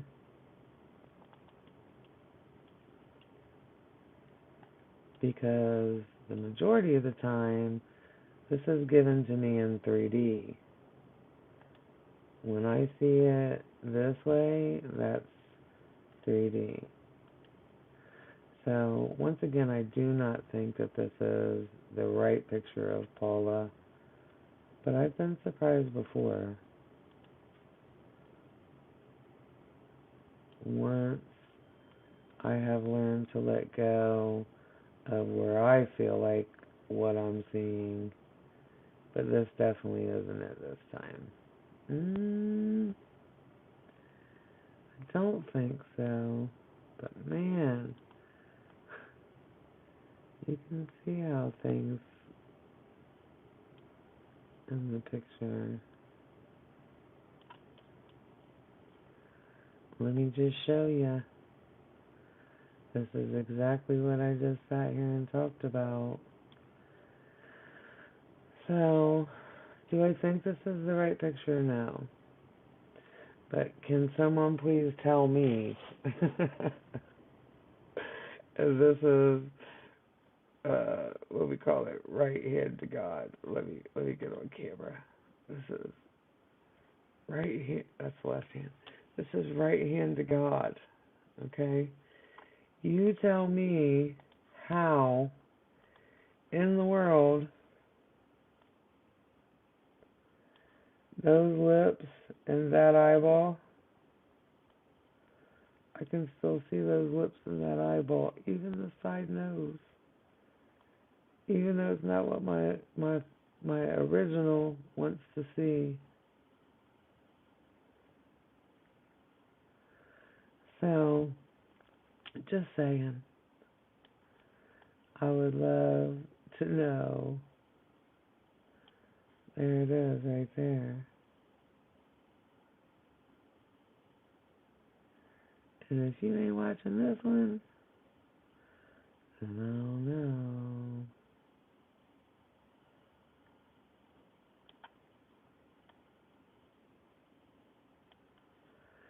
See how my hand moves up that little tiny bit? See how them light points are meeting? See how that curl? I mean, this may be the soul portrait. See how that curl is right here coming off of this chick's hair? Now watch when I reduce. Look what's still there. The light source with the curl.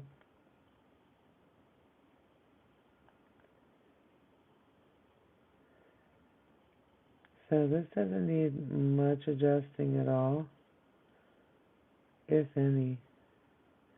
I do see that it needs to be just a tiny little bit. Okay.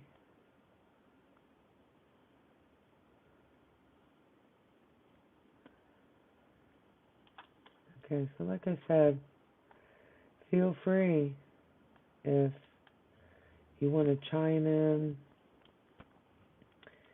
and let's chat about how this can even, how do you still see her lips right there? How is her eye perfectly aligned?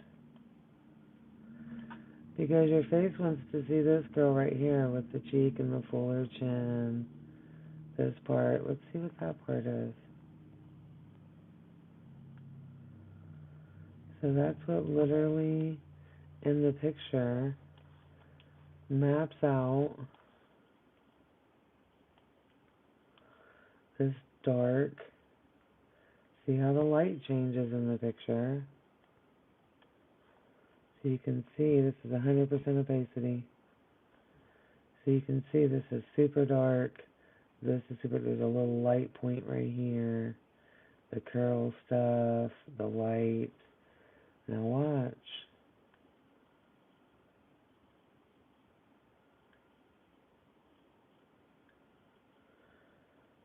Look at that. Look at that triangle. Watch the triangle. See the triangle still? Do you see how Spirit plays with the light and keeps the triangle to some degree of lining it up for you? Did you just see that? That jumped my hand. I was just swiping my hand. Okay, so we're gonna roll with what Spirit jumped it to. So you can watch how the light is played with. This is an important, very important, because what we want to see is the mouth, and we want to overlook this area down here, because we're like, oh, okay. Well, when you look at it like this, you can see that that's the mouth, but we oftentimes, we're like, okay, I see eyes, maybe that's the nose, maybe that's the mouth. When we look at it farther away, we can see that it's the mouth. And then when you drop this photo in, and you have to forget about what you just think that you saw, and realize what's actually in the picture. That's actually what you're seeing. Notice how the jawline is pretty much mapped out. Even as we go deeper, guess what's there? A dark line. So that's at 100. When you bring that down and see what's really there, you can watch the dark line outlined, but you have to be willing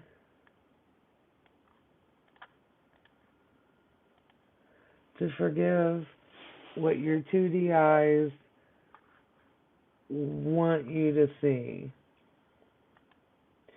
There's no other way to explain it. You have to be willing to let that go. This is where it kind of comes in. I mean, you can kind of see this face right here. You're thinking this is an eye, this is an eye, a nose and a mouth, but you don't really realize how the face actually fits in it. Now you see it. Now, since I pointed it out, it's pretty evident when I go in here and now take that 13 opacity away. You can still see, but what does your eye want to do? Your eye wants to go back to thinking this whole thing is the face, when it's not. It's this is the face. You can still see the face. So I think that that's really important to point out. Look at where the nose is. Look at the shape of this woman's nose. This is not, it's not bumpier. It's not anything. Now that's at 100. So like I said, you can look at light points in the nostrils even. Watch how this happens. Look at this plain Jane nose. Look what's in the light source of the picture. That's at 8. That's at 2. Remember I told you to watch them nostrils. Watch them nostrils. Watch that eyeball. See that eyeball come into fruition? Watch that curl. Watch that dark spot. That little light spot. Watch it. Watch what it really is.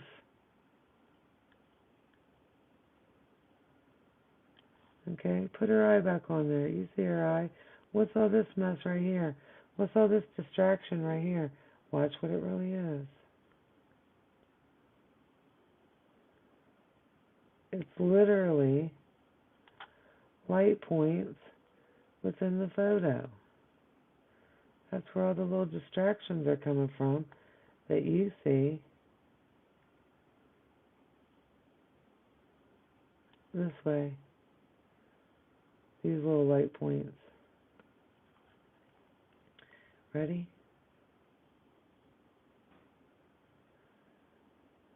Now this don't look much different, but guess what? That's where them light points started, wasn't it?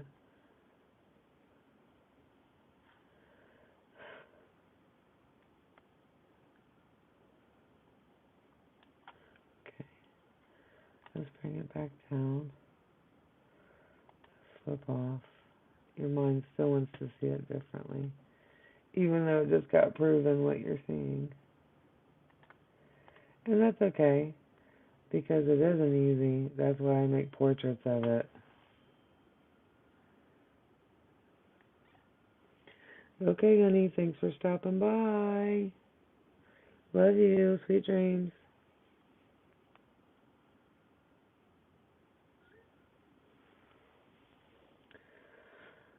So, yeah. I don't know that I would just stop here, because this could be what I call a double mint.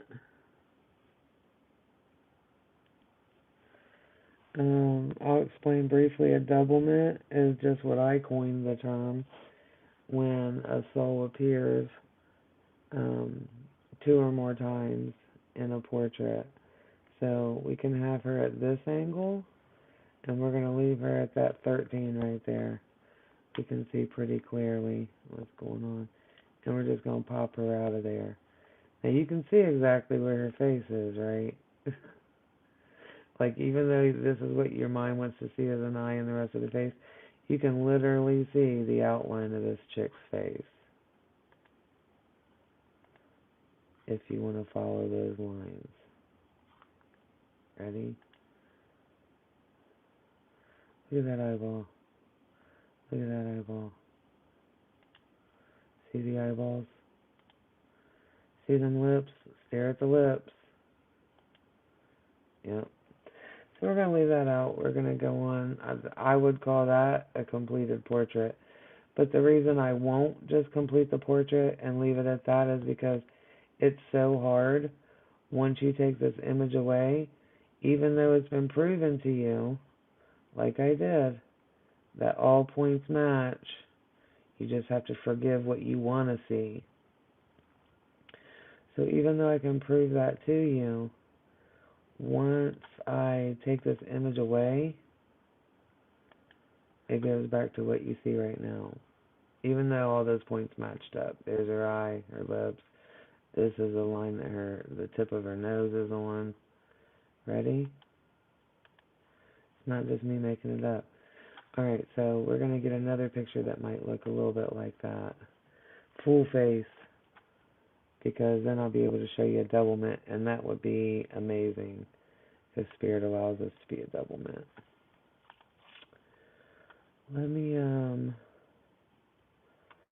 Let me check out something real quick.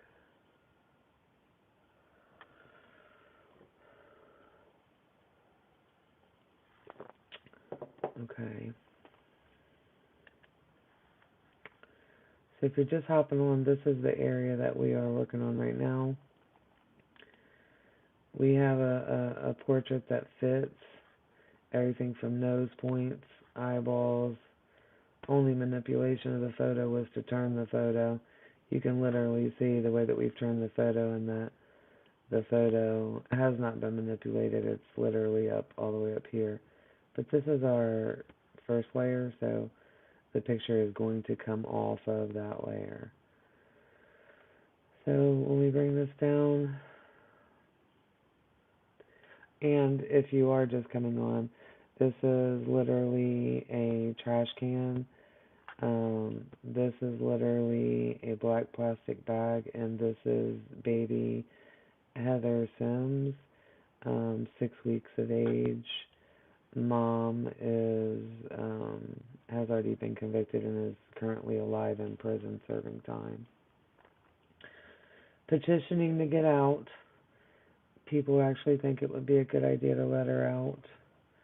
Um, she has been a model prisoner, and they say that she couldn't possibly have this type of syndrome any longer because she's not of childbearing years. So I don't know how I feel about that. I know how it seems like I kind of feel about it, but I really don't. So I'll just say that she's alive and she's petitioning to get out, and some people actually think it's a good idea. So we're going to go ahead and take this back out to 13. So what I was explaining is you have to learn in spirit portraits, soul portraits when you're doing them, what you initially see isn't always where it fits. This may even scare, somebody. I've had some really, creepy faces appear, but when you put the correct picture over top, it's not scary.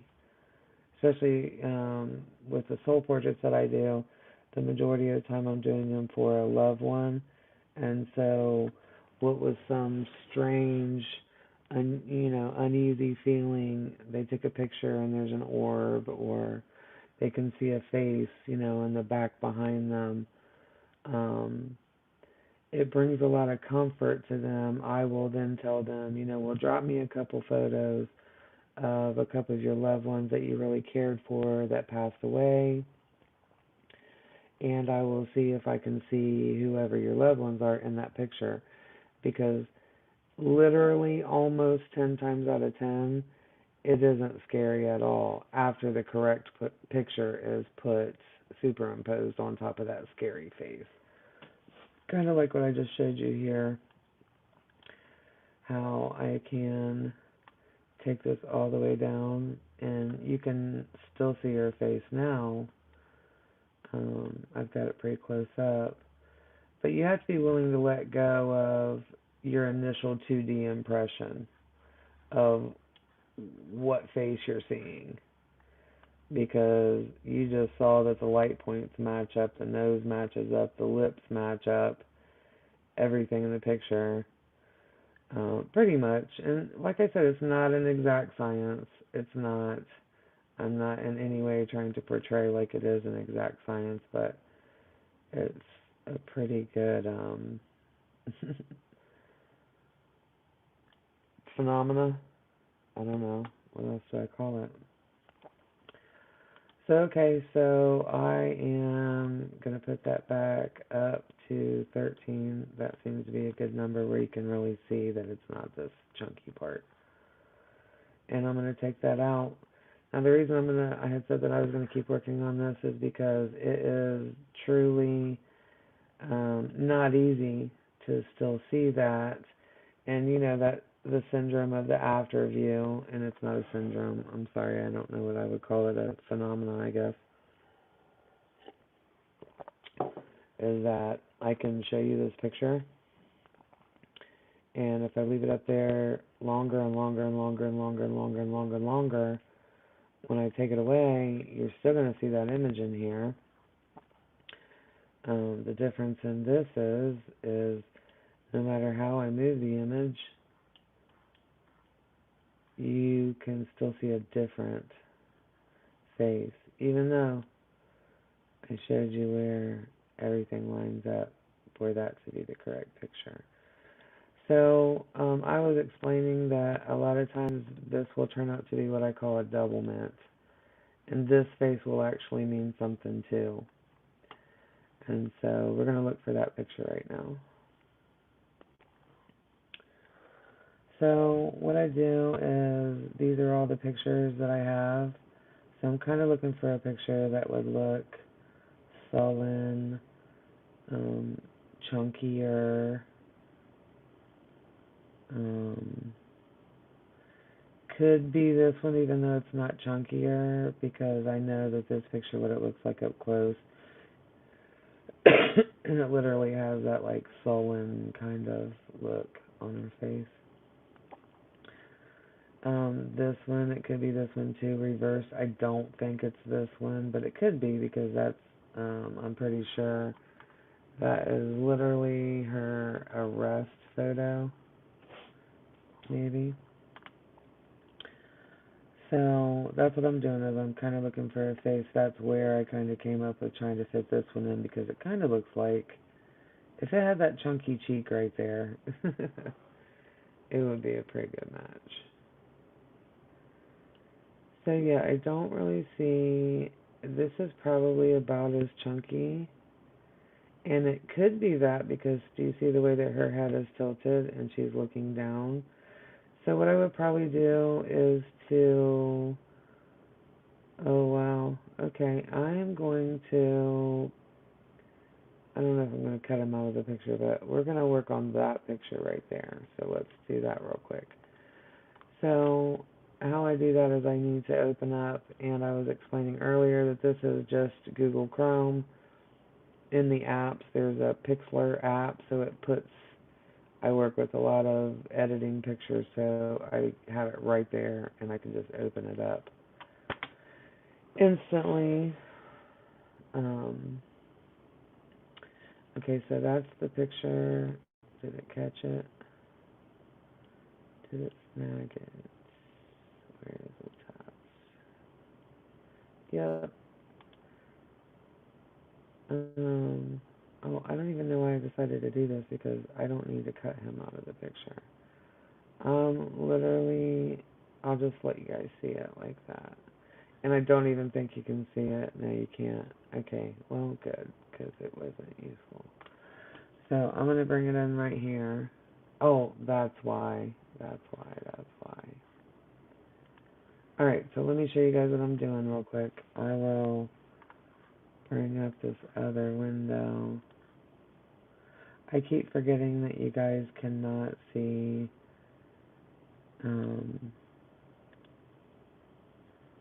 when I am trying to share from a Chrome tab. If I don't have it on the right Chrome tab.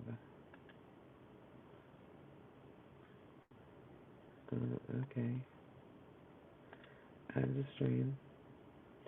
Okay, so I'm going to go in and bring up Pixlr. That's what I was telling you about really quickly. This is just a regular Google Chrome window. This is an app that I have called Pixlr for desktop. So it just lets me go straight through. But if you are going to want to work with the pictures like I am, you're just going to go to this address right here. It's super simple. It's nothing hard. You're just going to type in pixlr.com, and it'll take you to where you will choose Pixlr X. That's what I work inside of. This is a free program. It's a very good program. I've worked with it for years now. So this is the photo that I am going to flip. Because the reason I'm flipping it is because, well, I can't show you. Too much switching. Okay, so I have to first unlock the image. That lets me be able to flip the photo. So we're just going to flip it and save it. So I just wanted you guys to be aware of how I did that, because I don't want there to ever be any that I am pulling and squeezing and tightening these pictures. I don't do that. So I need to save it. so that I can use it. So we'll go back into mysteries, and I got it right there. And so I'll just name it so I can keep up with it. Okay, and I'll close it out when it gets done saving.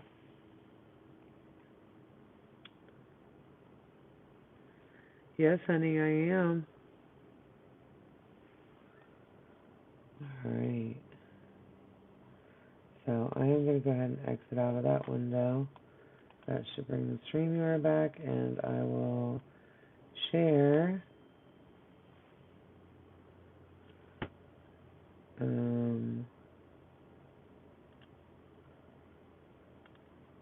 the other one now. Alright, so we are back on here. So I am going to bring in that picture that I just did flipped. So the original picture, she is facing the opposite way. So that is why I flipped the image, and I'll bring that in now. So I'm going to bring the opacity down here, and I need to see, I kind of just try to get it in the direction that I can see it and the size. And then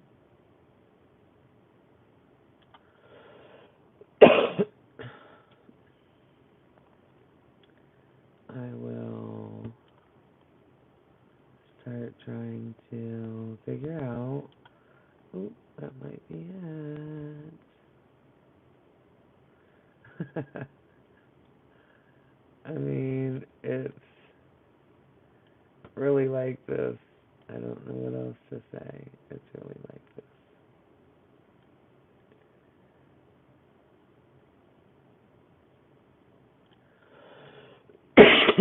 So there will be a little bit of adjusting. I feel like that needs to be done size-wise. Spirit playing with those lights again. You can see how light this whole patch, this little patch. So when we take that down, we'll bring it all the way up. Now I'm noticing certain things about the fit in here. I don't even know if this is the right fit, but I'm going to point it out anyways, because this is what stands out to me is the pile of trash that is, this is originally where Heather's body is in the picture. And so what Mom did was suffocate Heather. And so this makes sense that this is that neckline and this is Heather's head. So we do have the cutoff to the lungs in this picture and literally to the airway in this picture. The trash is mapping out.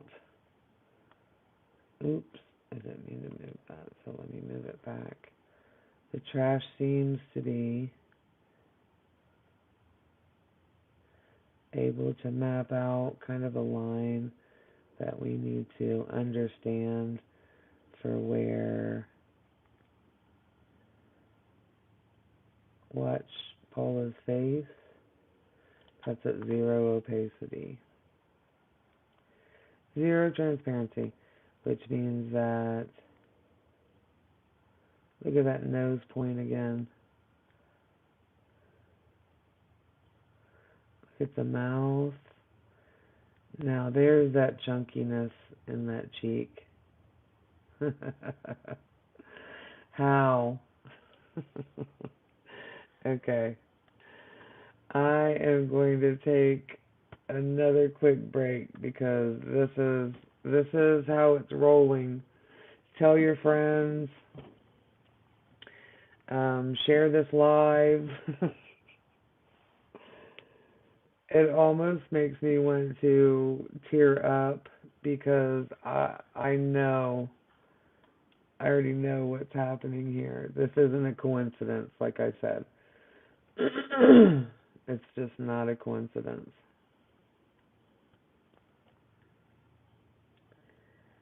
It is not a coincidence.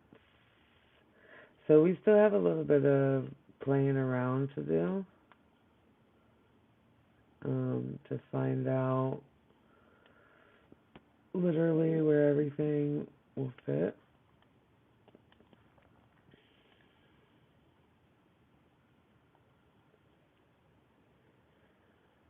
So this is pretty significant when I look at it. Do you see the little curve?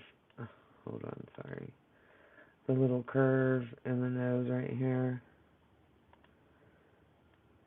So when I take that out of the equation, see how that little curve is still there? See how that line across the bottom of the nose lines up? That one right here.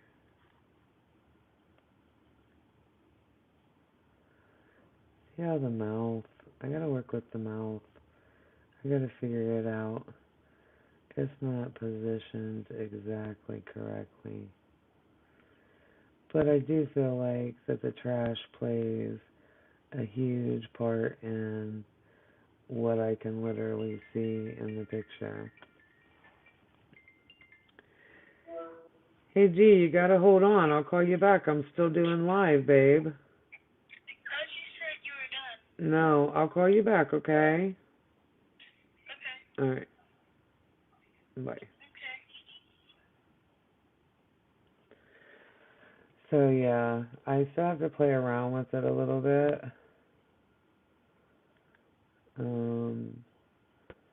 See what I'm missing here, because I'm sure that's the photo. Just gotta find out how it fits. So I will be back shortly. I'm gonna put you guys on a little pause, and I will return.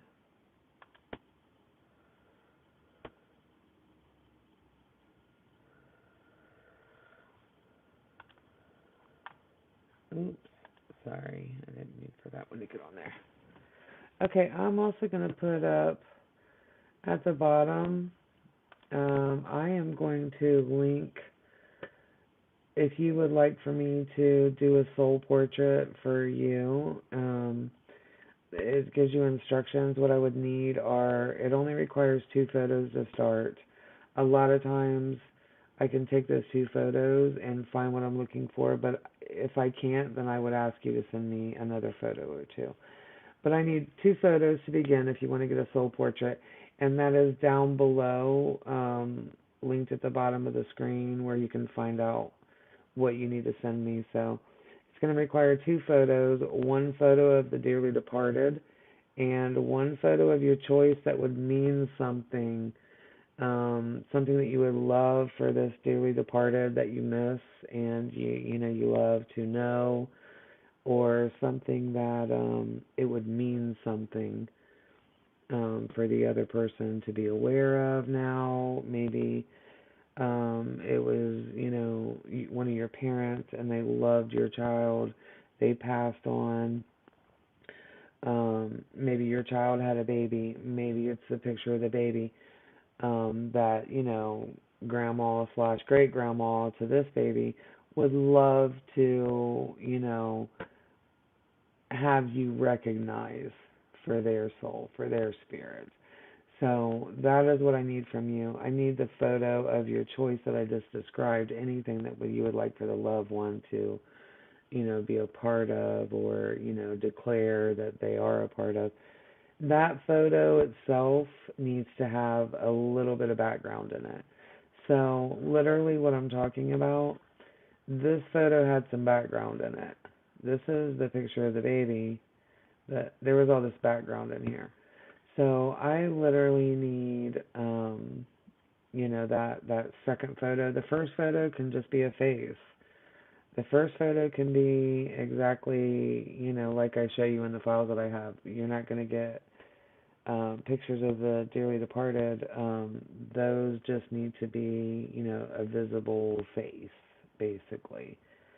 But the photo that you send me that you want me to try to fit them into, or see if they're in there, I should say, and see if I can fit them in there. That photo is the one that needs the background, a little bit of background. Give me a little bit. I mean, the photo that I'm showing you, it's not even a lot of background, but it was enough to work with where I could see that face. So if you want me to try to do a soul portrait for you, then the instructions are down below, running across the screen. It requires 2 photos, one photo of the dearly departed and one photo of your choice that would mean something to your beloved. The photo of your choice needs to have some background in the picture. So if you want that, if you want me to try to look for your loved one in your photo, those are what I would require. So the instructions are down there.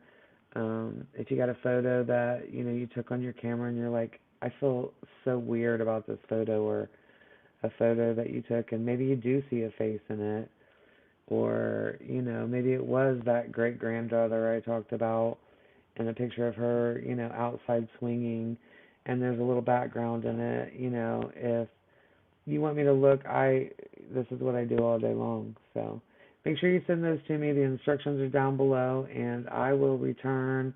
We are going to keep working on this amazing this is the second soul portrait, so I have to fit this in here just a little bit better. We've already seen one of Paula's pictures that fit in.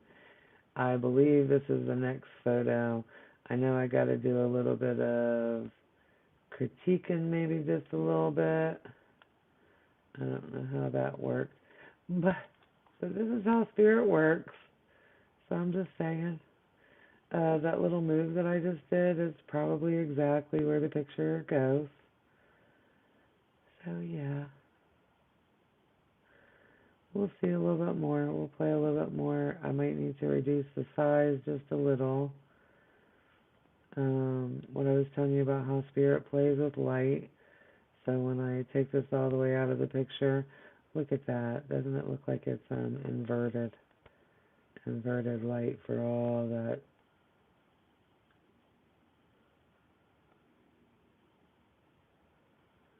So we'll see. We'll play with it just for a little bit more and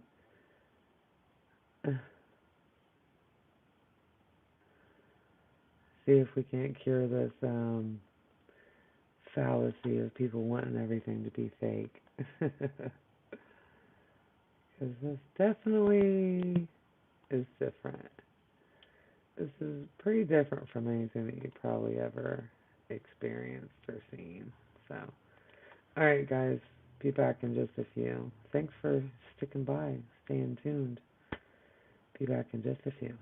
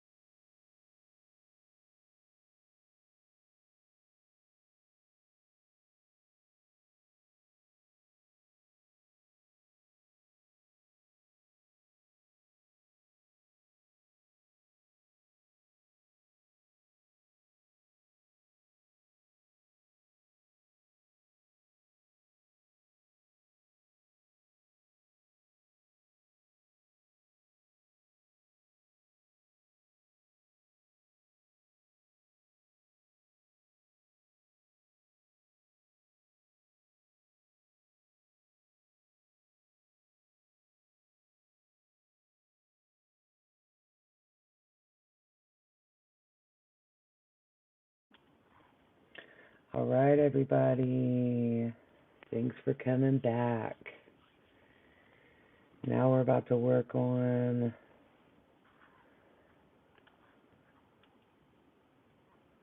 look at that. Look at that. We're going to go on and drop her out of the picture so you guys can see what the actual photo looks like. This is, I was drawn into this photo. This is the case of Heather Sims and her mother, Paula Sims, murdered Heather and placed her in this trash can. She went to extensive lengths to get the baby out of the house before she faked a burglary, and Robert, the husband, came home, found her supposedly passed out, coming to, and she immediately gets up and starts telling him what happened. She knew exactly what had happened. She went outside to take the trash out at 10 p.m. at night. A guy came up to her with a gun, forced her inside the house, hit her in the back of the head, knocked her unconscious, and she literally passed out. He kidnapped the baby, she said, and took off. The truth of that is, Heather was already dead, and Paula had wrapped her in this trash bag and taken her to her parents' house. So it was Heather's grandparents' house. Heather's grandparents were away on vacation, so Paula had put Heather in their trash can, their freezer. A fatal mistake that she made was the trash bag literally was found to be, I'm going to share that information with you. The same trash bags were found in the home, photographed by police. Let me bring that up for you. So there's Paula. What do they call her? I forget what they called her. So once they found Heather, this is the police evidence photo of the trash bags in the residence. They were able to, can you see that? You can't see that. There we go. They were able to actually do ink traces on the bags, and they discovered that it was from the same exact bag of trash bags that she had sitting right there that they had photographed the day that she said Heather was kidnapped. So that was a huge mistake on her part. Another mistake was her being able to get up after being knocked unconscious and go search for the baby. That just doesn't happen with someone who has been literally knocked unconscious. They're not able to function, so it was physically impossible for that to have been the story as well. So when I came upon the video, and that was just on YouTube, that I was able to capture these pictures because I saw it on a TV program called Medical Detectives, Forensic Files, Season 3, Episode 6, called Similar Circumstances. So if you log on and go to 12 minutes and 15 seconds into the video, the next second is going to show you this picture right here that I have superimposed a picture of Paula into where I see what I see. that's where we kind of left it. So now I'm in the process of playing with the image to see exactly where I think that she will fit into the photo.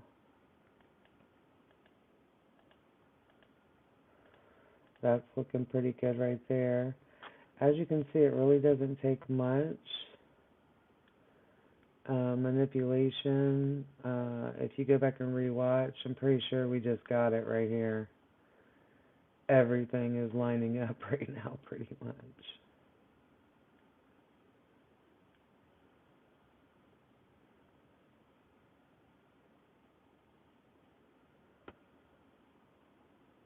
Just playing around with the image a little bit.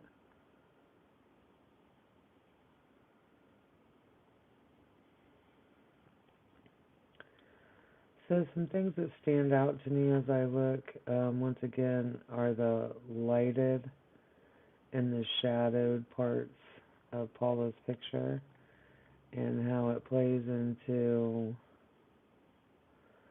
the inverted lights that you see.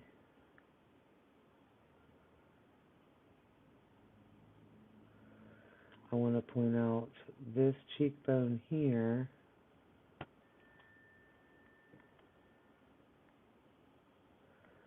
because you can literally see that there was lighting in the picture that makes that area in particular stand out.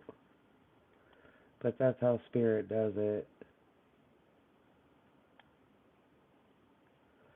So, there are certain points of light in this photo that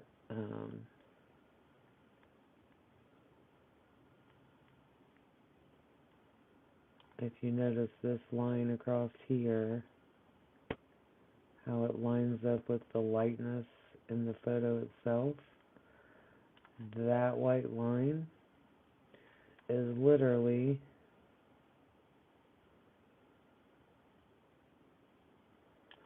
a darker line because Spirit loves to invert the light. So you can literally see that the light is down here, the line is a white line right here.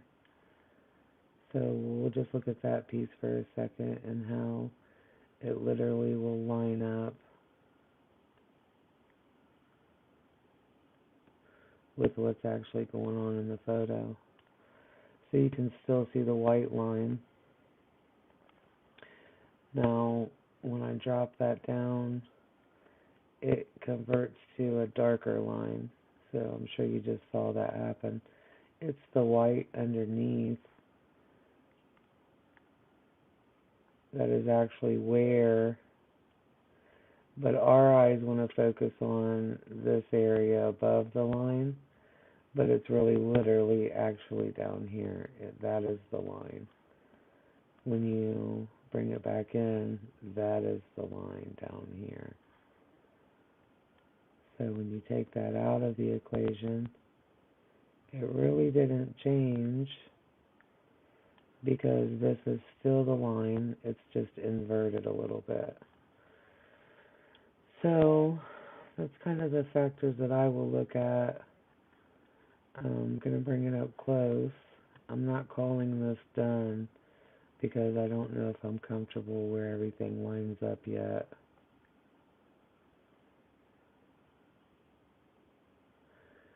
We've got a good point on the nose, if you can see that. You can literally see the shadow that's under Paula's nose when it's not there. There's the shadow. So when we bring that back in, we see how that's literally a dark part of the real photo. So we'll keep an eye on that nostril and this line under the nose, how dark it is. And then we're going to shrink that back out again and watch how the nose is still mapped out at those certain points for us.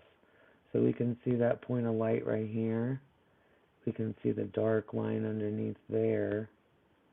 We can't go up too high because that distorts what we see. The line is actually down here, the white part. So when we bring that back in, we literally get to see, do you see how the light shifted? And now you can see that white line.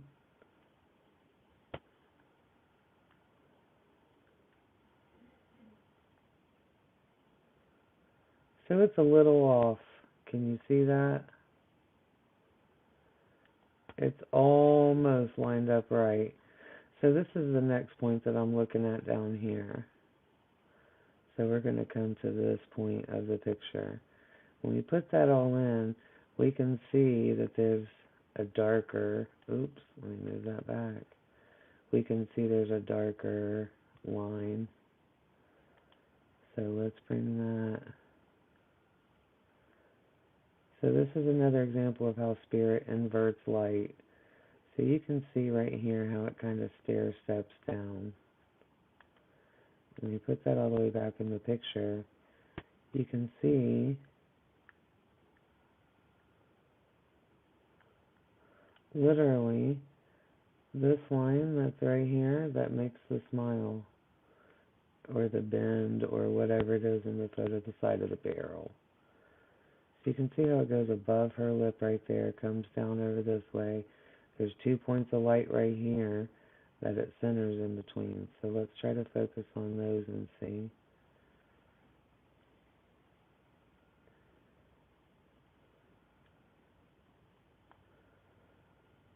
So yeah, we do need to adjust a little.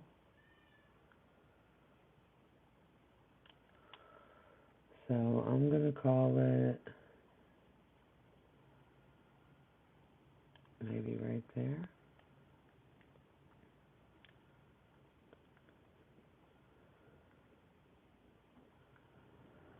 Perfect. Now what I'll point out is how this right here,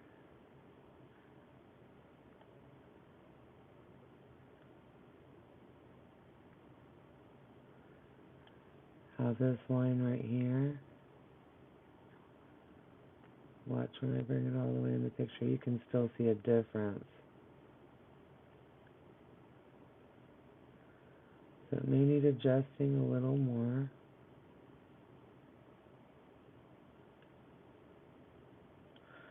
So this dark line right here, where there's the light patch up here, let's keep an eye on that dark line, because right under that dark line is a white line too, a white patch. So we have this dark line right here. We have this little glitch right here too. Let's see what it does.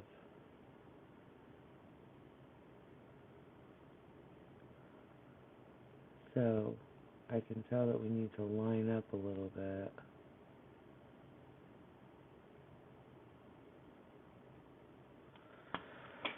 But I'm a little bit confused right now on which way. So I'm going to zoom back out.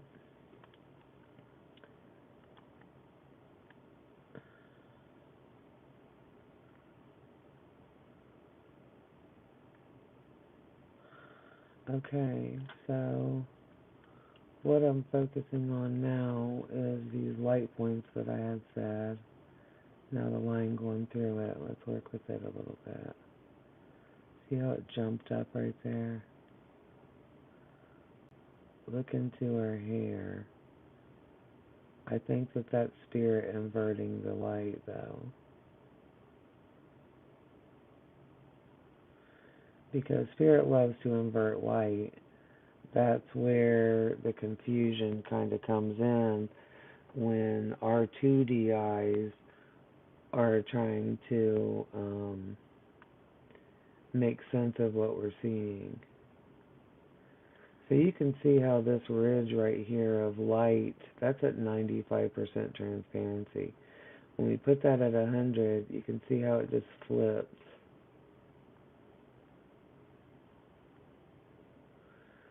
But you can also see how Paula's face is outlined.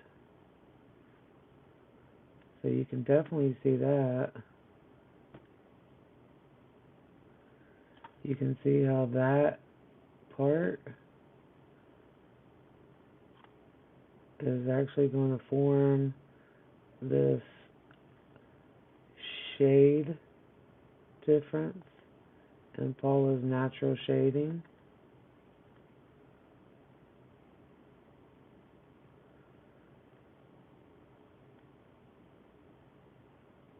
So you can see how it just dropped out. There's the empty space now. This is the cheek that we just did that motion on. Oh, I think I just moved it again. So let's do it.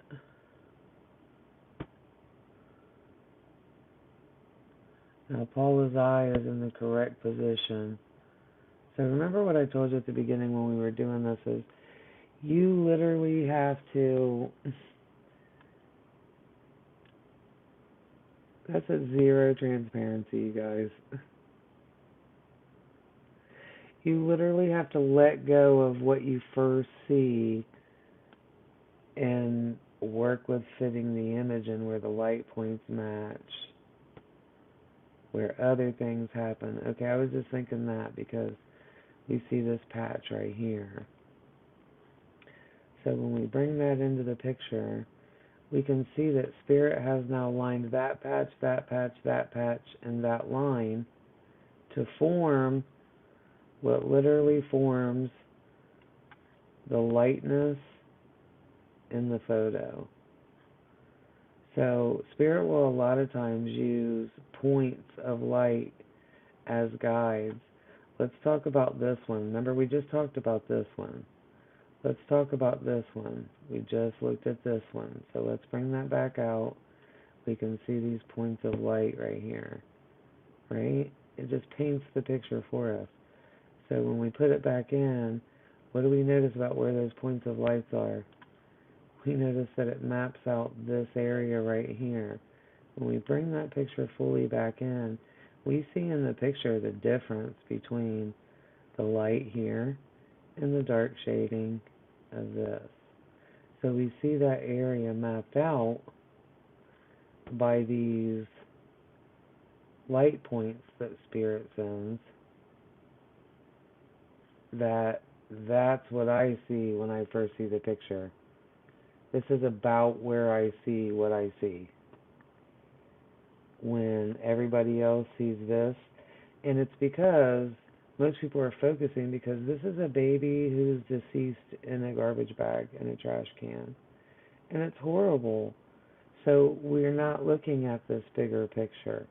We're focused in here. We may scan up, but we don't stop and go, wow, does anybody else see that? That's what I do all the time. And it's something that, you literally do have to control, I guess I'll say, because most people can't handle, you all the time saying, see that face right there? They're going to be like, Nikki, listen, I don't want your disease, okay? So, most people are going to be focused on this, and I understand that. I do.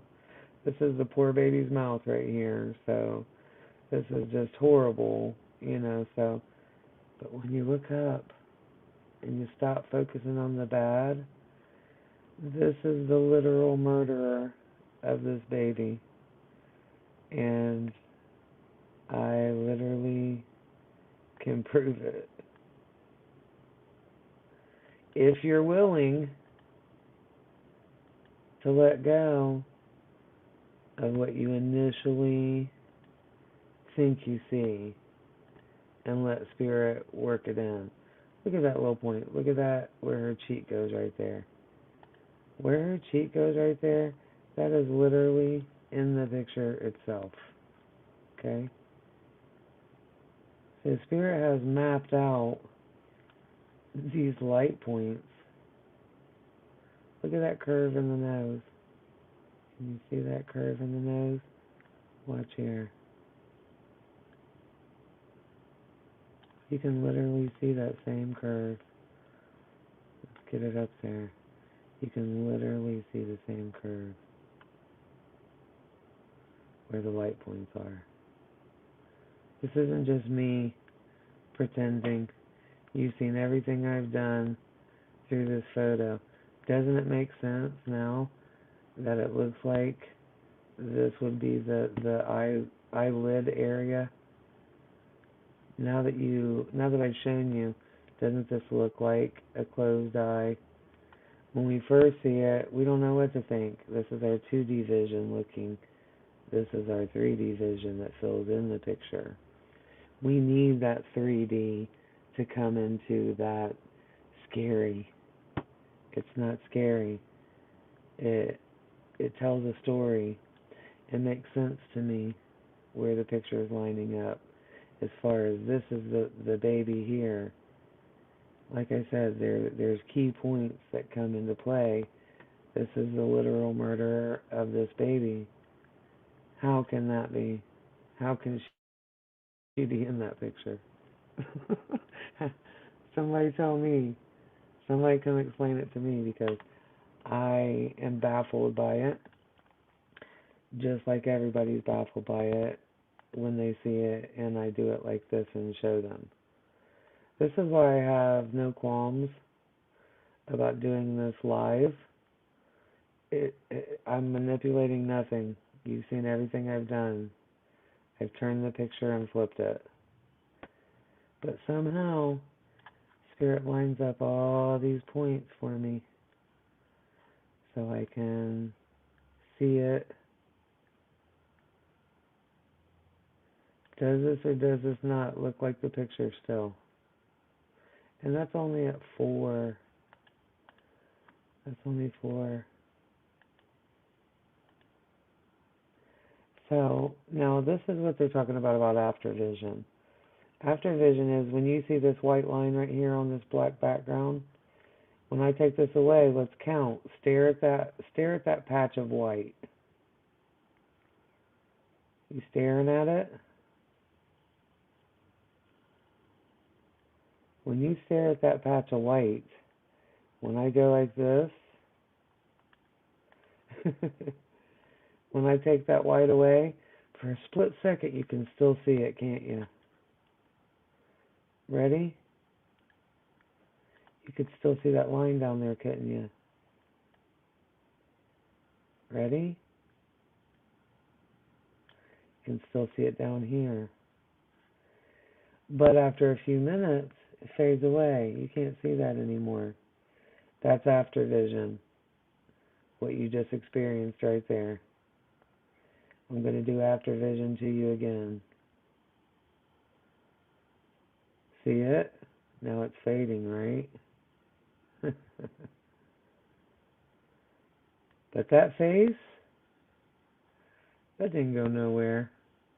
Look at that zero transparency. So if you're willing to let go of what your eyes initially want to see in your 2D vision, you can literally see the real picture. Now that's the picture that I see. About right there. Yeah. When I looked at this picture and I saw that, I really saw that. And then I went to my files and found a picture that I had saved out of the 75, flipped it because her face was plumper, fit it in there. Now, this is what we call a double mint. Are you ready? Because this is why I just muted that. We're going to take her back out. Remember her? We did her at first. Can you still see her?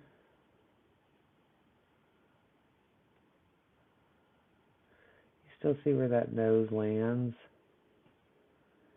You still see that boring nose line? You still see the curve of the boring nose line? Watch her nose come in.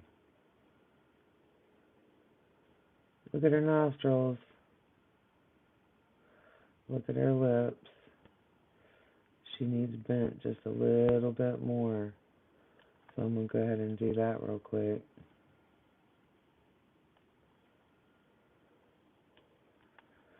Now, I don't know if you noticed that, what just happened on the screen. I moved it in one position and it jumped to another. So this is a lot of times what I talk about spirit literally will move the mouse. Spirit jumps the picture into place sometimes.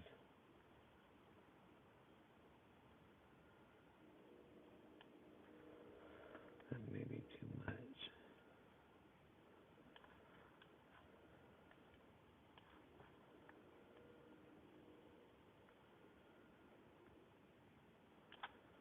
Might be it.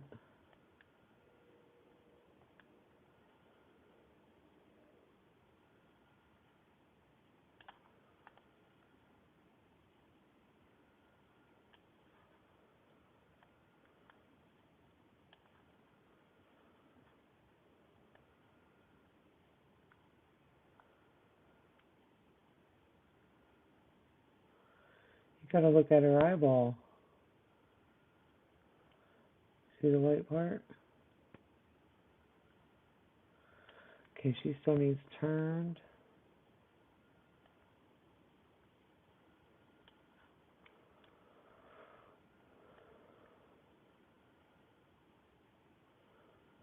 Here she is.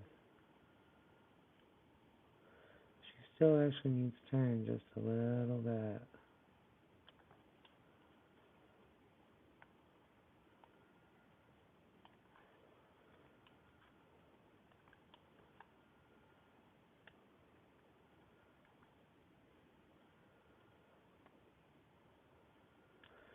She needs shrink a little.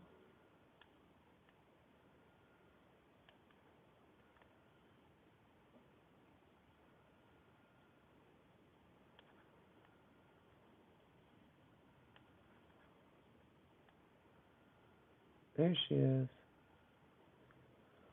Just keep working it.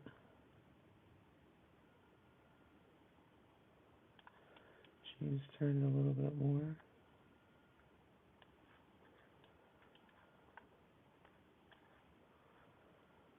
Can you tell when I'm fitting her in?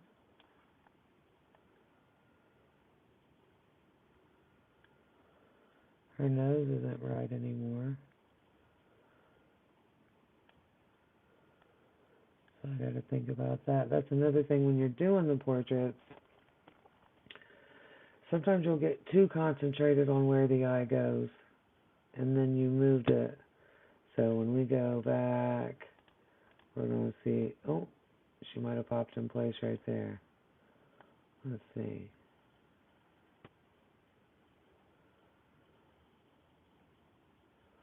I think that's it. What do you think? Yeah. We even got that curve of the hair right here.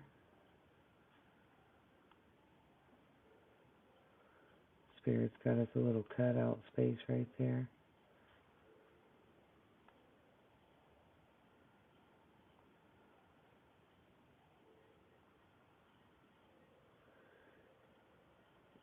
We've even got that cut off right here, and it's getting ready to fade into black, but it still gave us that match up.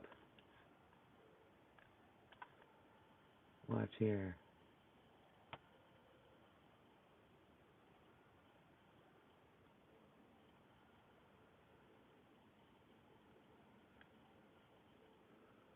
Ooh, that white line. Can you see it?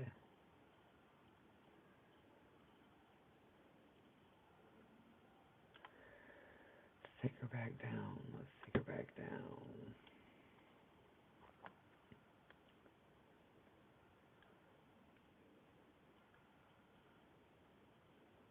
So there she is there. We're going to go and call that one done because it's pretty close. I'm going to put her back at 13 where I said I seen her at. And now we're going to put this lady here.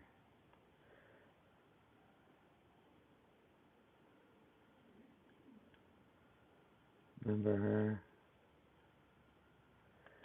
We'll take her out for a minute so you can see her again. Watch her fade. There she is. She's at 0. Somebody tell me how it works. I need to know myself.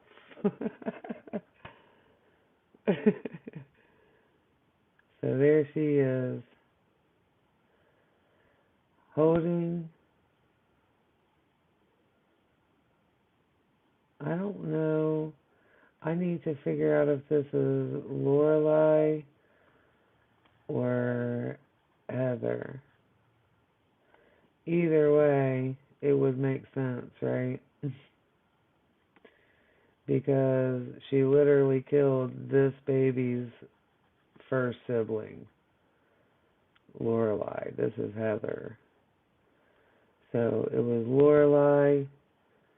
Loralei got killed.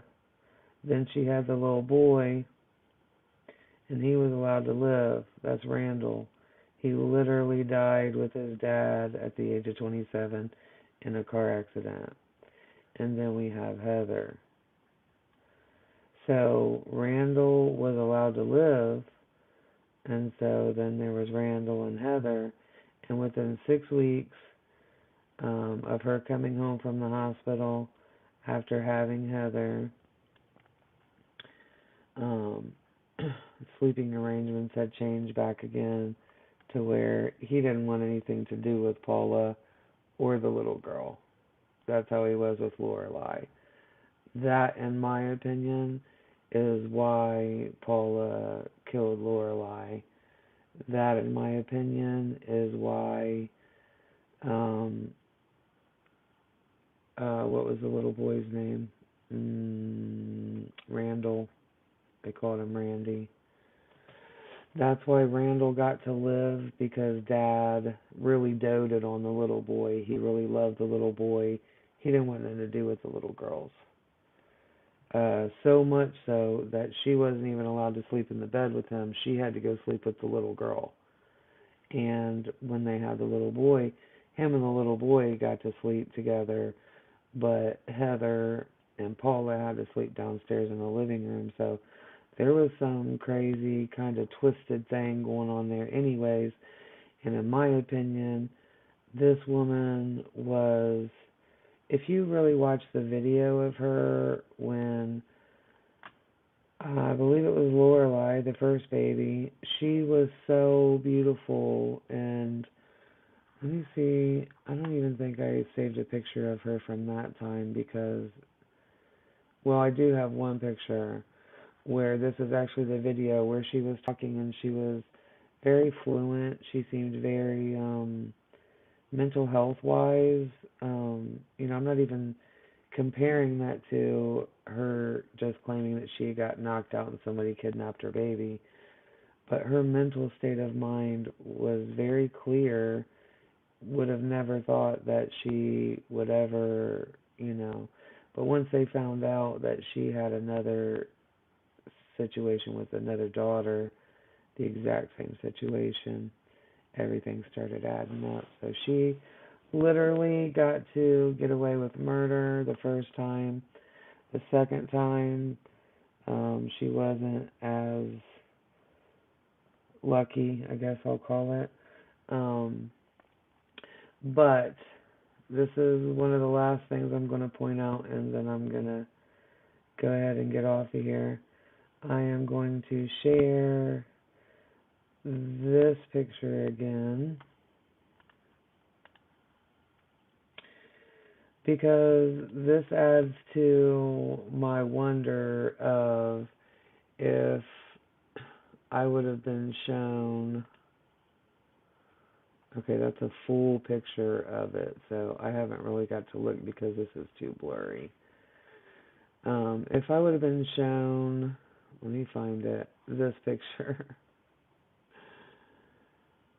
If somebody would have, been thinking along the lines of if this could possibly be any insight into who committed a murder of this skeletal remains of this baby in the woods, what if we were looking for the soul portrait?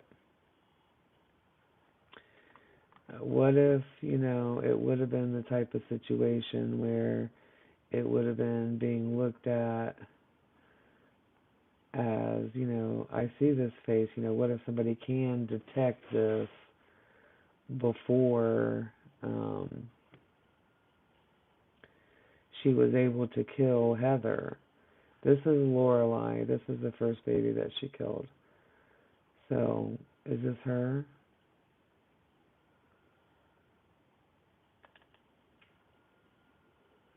Is this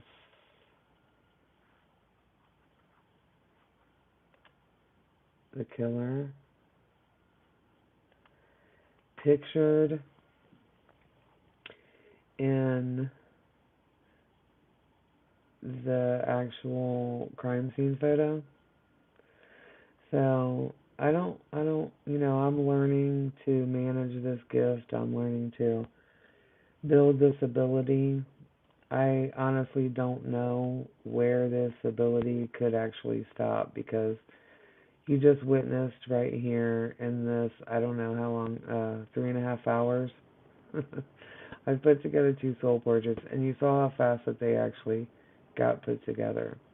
It's coming at me, coming at me, coming at me. I can see the faces everywhere. So this is my goal through being live and spreading the word for more people to watch, for more people to be skeptical and see the evidence and, maybe then make a determination if it's real or if they think that it's still not real. I would love to know anyone's input. Could this potentially be used as help solving crimes? I don't know how, other than for me to present the evidence that I just presented to you guys here. And is it a coincidence? I think not, right? It's more than a coincidence. So I just don't know. I guess that's what I'm trying to say is I really just don't know where this ability could go. There's been a couple of times when really odd situations have occurred. I don't even know how to describe it without getting into it, but it's almost like I am fully attuned to this 3D vision. And so there for a while I didn't know if I was literally had this disease where you see faces and everything. I didn't know for a while if maybe I was literally making you now see this face. Because a lot of people don't see the face um, upon impact. Most people are looking at the baby in the bag and not really the bigger picture. I mean, I don't know. I don't know where this ability could possibly go. So I'm new here. My name's Nikki Golden. I see dead people. I've been joking about it, getting my little tagline, maybe I'll call it. I would love to have, anybody join in the conversation. I know I haven't been real good at keeping up with comments, and I know that that's something that I have to do in the rest of the lives. So I'll try to get that worked out. And just to let you know, if you guys do want me to do a soul portrait for you, I'd be happy to work on anything that anybody sends me. If you liked your content, the content that I gave you tonight, there's definitely going to be more. I'll be doing this every day. I don't know how I appear right now saying it the way I'm saying it, but I'll be doing this every day, looking for new cases, letting everybody know what I'm working on. That stuff will all be on my buymeacoffee.com/soulportraits. Check it out. The link should be down below. I'll make sure real quick. Maybe. Oh, I don't know what's going on. Okay. So this is what I was talking about. I don't know where this ability could possibly go. Because this is Loralei 3 years before Heather was murdered, the picture that we went in on tonight, where we could see literally a doublemint, which I didn't explain that very well, but it's when the same person appears in a portrait 2 or more times. That's basically Spirit's way of letting me know that I do have the right person. That person, that face in the photo I'm seeing is the correct person I'm fitting in. So my point being, if we would have had this photo, oh, sorry, hold on. If we would have had this photo, would Heather have even been born, is my first question. And my second question is, if somebody would have looked at this and saw this, now remember this is only a piece of the photo. This is a tiny little 4-week-old baby spine. So if we would have been looking at suspects, having those pictures in our head and then looked at this picture, could we have found her in the same way? Could we have prevented the birth and murder of a second child by considering SoulPortraits at least a valid consideration? If I can show you what I just showed you, and light points match, faces meet, all the things that I just showed you doing them, my question is, could we have prevented Paula Sims from being able to birth and murder a second child? So, that is it for SoulPortraits this evening. I am totally thrilled. I'll be back tomorrow. I am totally over the moon. Spirit is sending me all kinds of cases. That's one thing about this, is there is no shortage of cases. This is definitely not a shortage of cases. So, if you liked your content, you can go buy me a strong tea at buymeacoffee.com/soulportraits. I would be ever so grateful if you spread the word, and subscribe to my channel and spread the word for me and let other people know. I'll be doing these daily, so make sure you are subscribed.